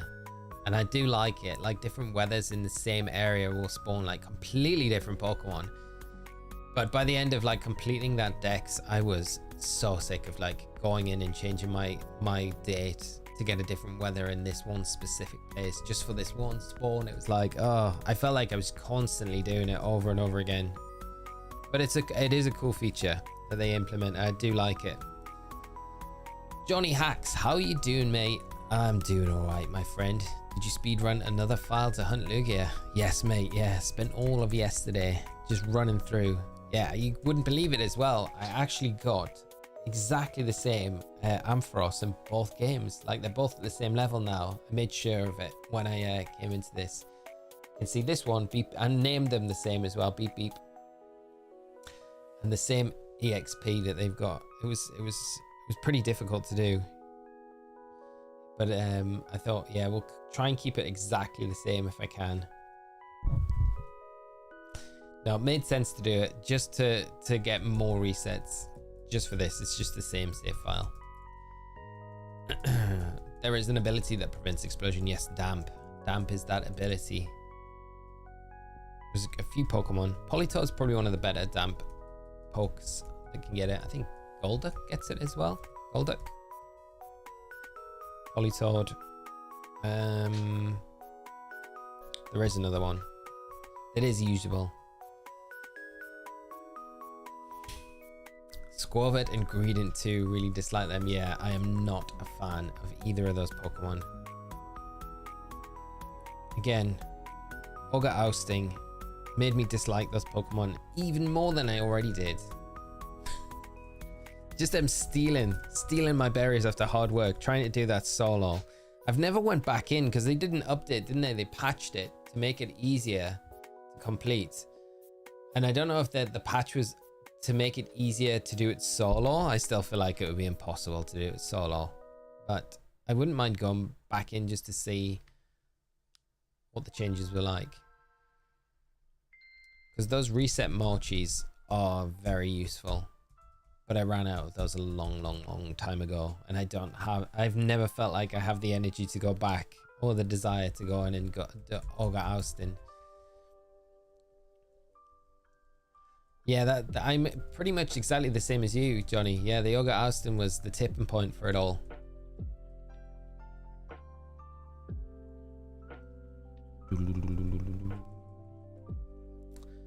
I think the comment about the date skipping is similar to why people dislike the level curve in Johto. It certainly has issues, but it's made the intention that you play daily for slowly grow. Yeah, that's very true.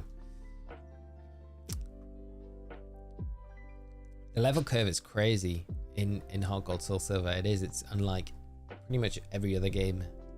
Just open Let's Go Eevee. It's Seafoam Island Caves. Luckily, I have an escape rope. That is a lifesaver. I know what I'm doing after her work. Nice. That is the one item when you open that bag, you're like, ah. I feel so much better about this situation now. Those Marchi are crazy good. Stream Austin when? Oh, don't make me do it, Riley. I don't like it. I mean, it's fun. You need to be in a call when you're doing it with other people, though. You know, I mean, we could do it, and we always planned to do it on stream. Just never did. I just lunched out of it because I was like, it's not the most fun. The rewards are actually really good for it, though. But yeah.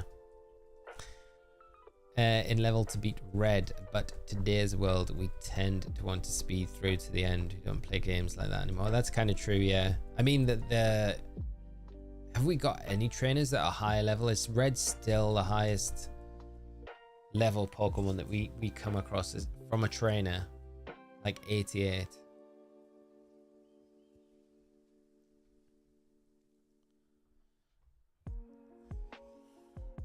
Defiki, I'm glad I duped 999 reset Mochis when this Meagle duping was a thing in the DLC. Oh, I wish I'd done the same. I duped a lot of them, but I was like, I'm not going to need more than 40 and I don't need to spend a lot of time doing this. So I did around 40 and they ran out so quickly. I wish I'd done 999. I really do. My bands come off on my DS.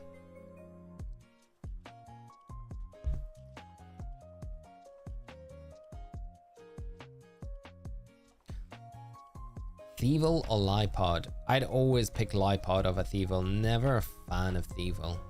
I don't know what, like, I just don't vibe with it. But I like Lipod. Yeah, so I'd always pick Lipod, I think, over the two, out of those two. Can never get in a call doing the ousting. Too many profanities. I remember who did I do it with? I think it was Bebum, Scott, and we managed to beat it pretty early on. It was still really close, you know, on the last level. But it was fun. I duped Apra Balls. Yes, I did a few Apra Balls. I think I did a lot of Beast Balls. But I think that dupe was before we had the item printer stuff, wasn't it? So the item printer now, it's so easy to just go in for money farming for the Apra Balls. No, we got the shiny Mulchlax. Yeah, we got it. Yeah, I got it. At least I got it. And I think we did it again so Bebum could get it. I think Scott never did it because I don't think he was at the right level to get that reward, which was really annoying. So we were planning to go in and do it again, but I've never heard back from Scott about going and doing it. But yeah, the shiny Munchlax is a nice reward for doing it. Yeah, it's a good incentive.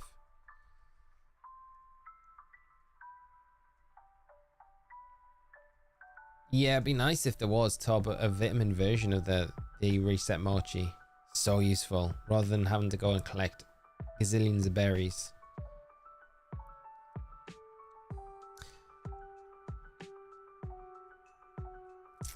Aaron, good morning, mate. How you doing? How's your Thursday going, my friend? I grinded 100 Master Balls with the item printer. That is the way to do it.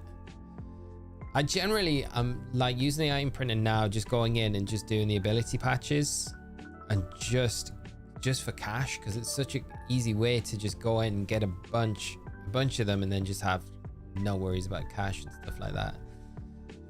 I guess when I do go back to Scarlet and Violet and I need to do the shiny decks that I want to finish off in that game, I'll have to get some Apricot Balls. So I'll have to take some time to do that.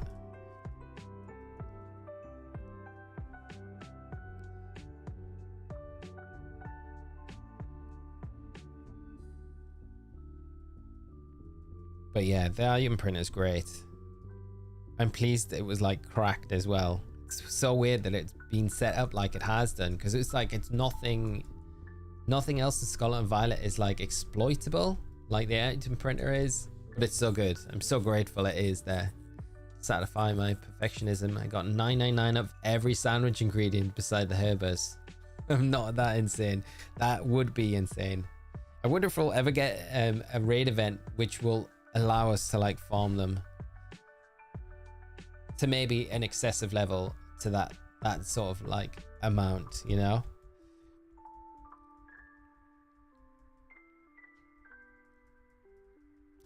You stick an Apple Ball on Pokemon and put it in home. Will it keep it and be with the Pokemon to take out home? No. Unfortunately not. I think items are removed from the Pokemon and put like automatically back into your bag when you transfer a Pokemon into home.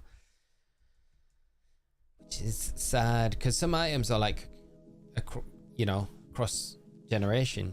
It's fine, but I think to stop any issues, they just don't allow item transfer in home. Just sad, because yeah, transferring the Apricot balls or Beast Balls even. It'd be amazing if you could transfer Beast Balls from like Ultra Sun and Ultra Moon, or you know, Sun and Moon into the newer games. Youngly, how are we doing, mate? Good afternoon. Double hunting now looks good. Yeah, we got the double hunt on the go, mate. Just to get through the resets, it's like makes such a difference. We've been able to get zoom through these resets today, which is great. But no shiny just yet. But we're in 8th of the way there, which is good. So to odds, if we're gonna get it in odds, which I'm hoping we get it before then. But I hope you're having a good start to your Thursday, mate. Aaron, I've only got 3 Herbers total. I'm running very low. And like, another reason why I think this Milcew event might be good is if it drops Herba Mystica, because they'll be easy to run through, like a pre-evolved Pokemon, 5-star Terror Raid. They're going to be easy to like donk on. So the rewards, if there's Herba Mystica there, might be a good one to take advantage of, you know? And PLA also enjoyed getting excessive amounts of dust, which is sold for money from Ego. Made Max and the bag guy easier. Yeah, that's a really good. I take advantage of that all the time. The dust and the grit. I wonder if the training system, like you know how they did with the 3 stats in Legend of Arceus. I wonder if that'll return in Z8, or if they'll go back to maybe a more traditional stat system like we've got in mainline series. Herbert is really not a good shiny method. It'd help, but if you don't have time, Terror Raid, you're just missing out. I like the background. The shirt looks like you're in Hawaii. Yeah, it's a Lugia background that I've got, and I thought I'll just drop the green screen on today. So we've got that. I just thought it shows more of the games, which is more important. Really, you want to see games, you don't want to see overlay and lots of text everywhere. So I was like, this is pretty simple. We've got the Lugias like floating around in the background, so we'll see. I thought I'd just change it up, and then I looked in the wardrobe this morning, saw this, and this is like my beach hood. So I was like, yeah, we'll wear it today. It's totally not beach weather or anything, but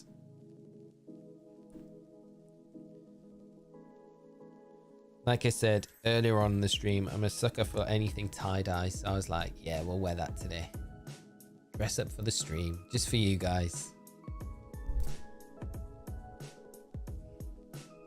But thank you, Longley. I appreciate the kind words, my friend.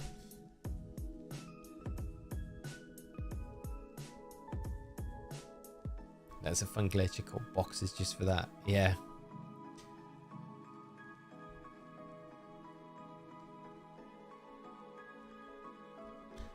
Can I share a bit of hot take? I never really liked early gen Pokemon with a pot belly. They look so unelegant. What? Early gens Pokemon with a pot belly. They look so unelegant. What do you mean, mate? Like Ampharos. and stuff like that. It has that like little, like the pot belly. I guess Lugia almost has the same sort of thing. I don't know. I could be totally off the mark on what you mean. I don't know, wear nothing but black band shirts. You know what? I got an Atticus shirt recently because I was like, I used to wear like religiously Atticus shirts like back in the day. And I got one recently because I was like, just fancy picking one up. And I was like, I'm gonna wear that today. And I cannot find it anywhere. It's like just gone. It's like someone's come in and stole it. Someone stole my Atticus t-shirt. Where is it? Like Lugia, Charizard, Dragonite. You mean like the sprites in Gen 1? Super rounded at the bottom and slim on the top. Okay, the body shape. Body shape in Pokemon. How dare you, Johnny? I guess like Ampharos as well is like that. This band keeps coming off. Just caught a Lechonk with a Master Ball for my home collection. Master Ball Lechonk, the most powerful Lechonk. These bands are so annoying to get on.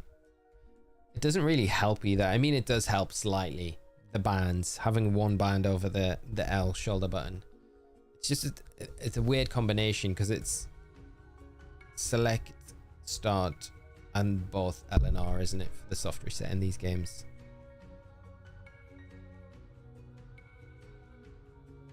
Kind of really need bands on both, so I'm just clicking the select and start. That would be easier, I think.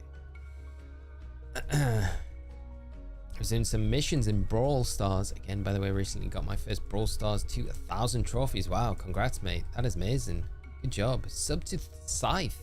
How are we doing today? I hope you're having a great Thursday, my friend, and thank you for dropping into the stream. You're double hunting Lugia and Soul Silver for a shiny Nuzlocke run. Yeah, body shaming. Unnatural freaks. Also, wings too small to keep them on in flight. Looking at you, Dragonite. Yeah, that is true. But Dragonite's just magical. That's how Dragonite actually flies. It doesn't actually use its wing. It uses fairy dust. I thought you knew this already, Johnny. I've never heard anyone like actually body shaming Pokemon, being like, nah, I don't like those pot belly Pokemon from the early generations. It was definitely a style though, wasn't it? Definitely a style. The only thing, I'm still sad that Lugia doesn't have a water type. I know, right? It should do. Picanep Gamer, thank you so much for the super chat. I got shiny Keldeo yesterday morning. Awesome to hear. I'm pleased you managed to pick it up. Completing those dexes is not straightforward at all. So great news. And I hope you enjoy that Keldeo. Again, thank you so much for the super chat. Really, really kind of you. And I do appreciate it a lot. Hopefully it can get us on our road to getting this shiny Lugia sometime soon. The only thing I'm still sad that, yeah, it doesn't have the water type. I mean, if we ever get like anything like a primal Lugia or anything of that sort, like, you know, we've got the Origin, Dialga, Palkia, Primal, Kyogre, Groudon. We do need something for Lugia and Ho-Oh. If we get something like that, hopefully we do get a water type for the Lugia. It would make so much more sense. It just, yeah, the psychic flying doesn't really fit it. Never has sat right with me, that typing, but I mean, it is what it is. In their fictional Pokemon monsters, they would be unnatural for sure. Exactly. Dragonite is a balloon. Naturally falls because of gas. It's fairy dust, Johnny. I'm telling you. Watch. It'll be a mega Pokemon and it'll have fairy typing. Clip this, come back to it. Promise. We will get Mega Dragonite in ZA and it will be a dragon fairy Pokemon or a flying fairy Pokemon. I'll tell you, the theory about how it flies with fairy dust is bang on the money. A small little gem I stumbled upon was a Wobbly Life. That game is so fun. Wobbly Life. Never played it. At least you're having fun. Hope you catch a shiny Lugia. Thank you so much. I hope so too. We're still very early on in the resets for it, but we're getting through them. Maybe next week. If we don't get it this week, because tomorrow we're going to do our Dex completion for BDSP, PLA, finish those off, and then that's all the Dex completion tasks done in Pokemon Home, which is nice. Maybe regional variant. There's a Galarian Birds. Not super serious about the natural design. I just don't like the vibe of that style. No, I get you, mate. You know, I'm just joking with you as well. I'm just messing around. No, it's totally fine. Like, I totally like, yeah, that, you know, there's some designs that I think, man, like Gen 1, when you go back to like red and blue and you look at some of the sprites there, like the Blastoise sprite, so bad. So far away from what Blastoise actually looks like. And I know it's Gen 1, right? But you know, I'm just throwing something out there. Can't believe we didn't get a Paradox Halt on Lugia. I mean, Ancient Halt on Future Lugia seemed like a lock. I mean, it would have made so much sense. And then, you know, that Gales of Darkness, Dark, the Shadow Lugia, that design is pretty much a given for like what future Lugia would look like. I mean, you probably just make it a little bit more metallic looking, but otherwise that design is just, it's there, right? It's ready for you to just put into the mid-series titles and just relabel Shadow Lugia as future. Yeah, what were we gonna call it?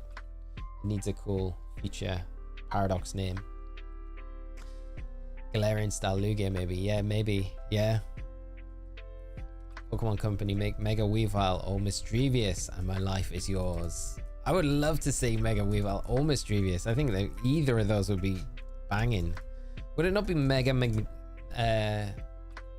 Misdrevious? Why is my brain just like, my brain instantly just shut off there for some reason? Why can't I think of it's Mismagius? Mega Mismagius. Yeah, rather than Misdrevious. It's just messing with you. I agree, the OG sprites aren't my favorite. Yeah, we're all messing. All messing. Not messing about the fairy dust for Dragonite though. That is a true story. Telling you now. Telling you. We'll look back on this. Mega Dragonite, Hot Fairy typing.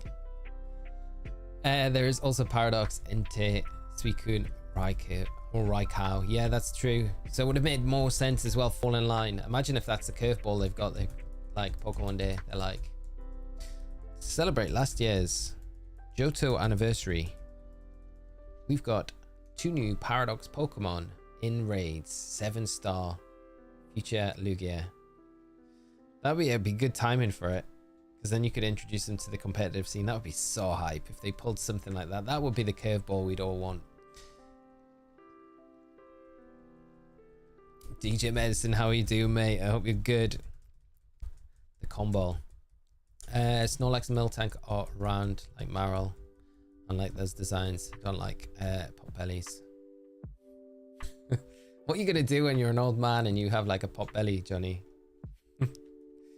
Gonna be like self-loathing. Iron Printer was a mistake. I just EV and IV trained and leveled up Lechonk to level 100. Now it's LeBuff.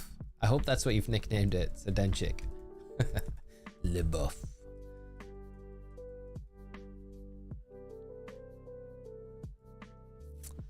Gravelexia, I really hope Flygon gets a Bug Dragon Mega with Sandstream. Oh, could you imagine? Sandstream is the ability as well. That would be wild. I'd love to see that. The Flygon Mega is like so overdue, isn't it? It's like, you know, it was there, they cancelled it because they couldn't decide on the design, and then it's just never come to anything. But it's, I just hope it's not got to the point where it's been talked about so much that Game Freak are like, we're never going to do that now. You know what I mean? Like, when an idea is over talked about, sometimes you just think, the idea of it's better than the actual reality of it being a thing. So I hope we do get Mega Flygon. It'd be cool if we do. Ho-Oh could be Ancient, Paradox Sedina and Lugia for Jet Submarine or something. That would be cool, wouldn't it? Yeah, they're nice. Like, play on ideas to go with, to run with. Aaron, Johnny, I see you have good taste in Pokemon. Johnny has really good taste in Pokemon, really. I mean, Salamence as his kind of like mascot Pokemon, that's always going to be good. Seeing Paradoxes as regionals in Pokemon Legend, Flint and Stone. Pokemon Flint and Stone. Johnny, I'll be ripped 80-year-old. I'm a Potbelly. I'll be peak Pokemon design. With 6-pack, an 80-year-old with a massive 6-pack. get that. But they brought back megas, and that was the most over talked about thing of all time. That's true, but I think megas are always going to make a return at some point, right? It's just this is a new mega, a new one that they have to commit to, and maybe there's, you know, other options that are, I don't know, maybe better, worse, who knows? Probably worse. Flygon would be a nice one to get as a mega. I know it would be like huge fan service, but everyone would be so happy with it. Hero Gamer 40k, how are we doing? Hope you're good. Double hunting Lugia for our shiny hardcore only Nuzlocke in Soul Silver. So still early with the resets, but about an eighth of the way through to full odds anyway. But it could drop at any time. That's a nice thing. I just wish I had more capture cards, because then we could like double down again, and we would then start making, we would then be zooming through this. This must have been hard to do. It's not been too bad, to be honest. We've had one casualty through the entire playthrough. So we got all 8 badges from Johto. We've still got to go to Kanto, do the Elite 4 in Johto, and then we've got to get go after Red on Mount Silver. But we've only had one casualty so far, and that was our shiny Golem, which is a little bit sad, but we've got a full team of 6 after the Lugia.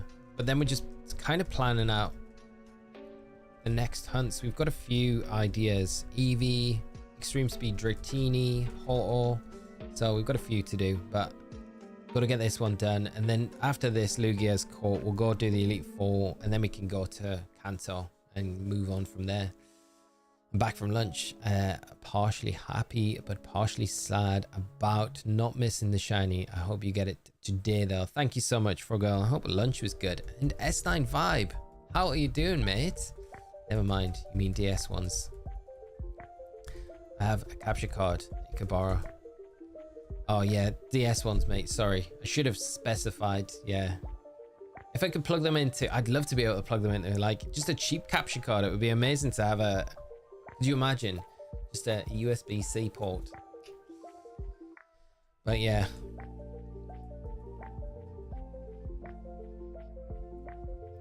you can get the new cards, I think. I don't know if you can get for the 2DS. You must be able to. I'd love to mod the 2DS I've got with a board, because you can get the USB-C boards now, which these are mini USB, which are not the best. So excited to get back into Let's Go Eevee after work now, especially since I'm off work tomorrow. I'll have even more time with it. Kaylee, I'm excited for you. I hope you get lots of shinies. It's a cozy game to go on and play. It's really great. Rose, gotta go. Thank you so much for coming by the stream today, Rose. It's great hanging out, catching up with you, and I hope we'll be finishing up soon in a minute. I gotta shoot for 1. I've got a call at 1 o'clock, so I need to shoot off soon, but hopefully catch you on the next one. Have a great rest of your day, Rose. What are we going to take it to? Let's take it to 1240, and then we'll wrap it up, because I'd rather wrap it up in a nice fashion rather than just rush it right till the end, trying to squeeze in as many resets as we can. Although that's the name of the game.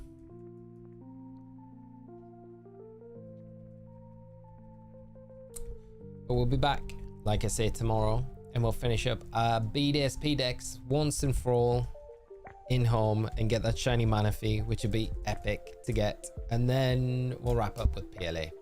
So if you're around tomorrow and you want to hang out, we'll give the Soul Silver, Hot Gold Soul Silver, a little bit of a break.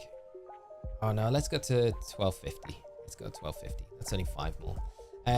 Yeah, so if you're around tomorrow, and like I said, I will make some time at the end if you've got like version exclusives that you need for your decks that you need traded out, then I can help out with that sort of thing. So if you're around, do come by. It'll be fun to finish off those decks completions, get those mythical Pokemon, and then I think that's them all done until we get a new game, and then hopefully we get a new set of rewards with that new game.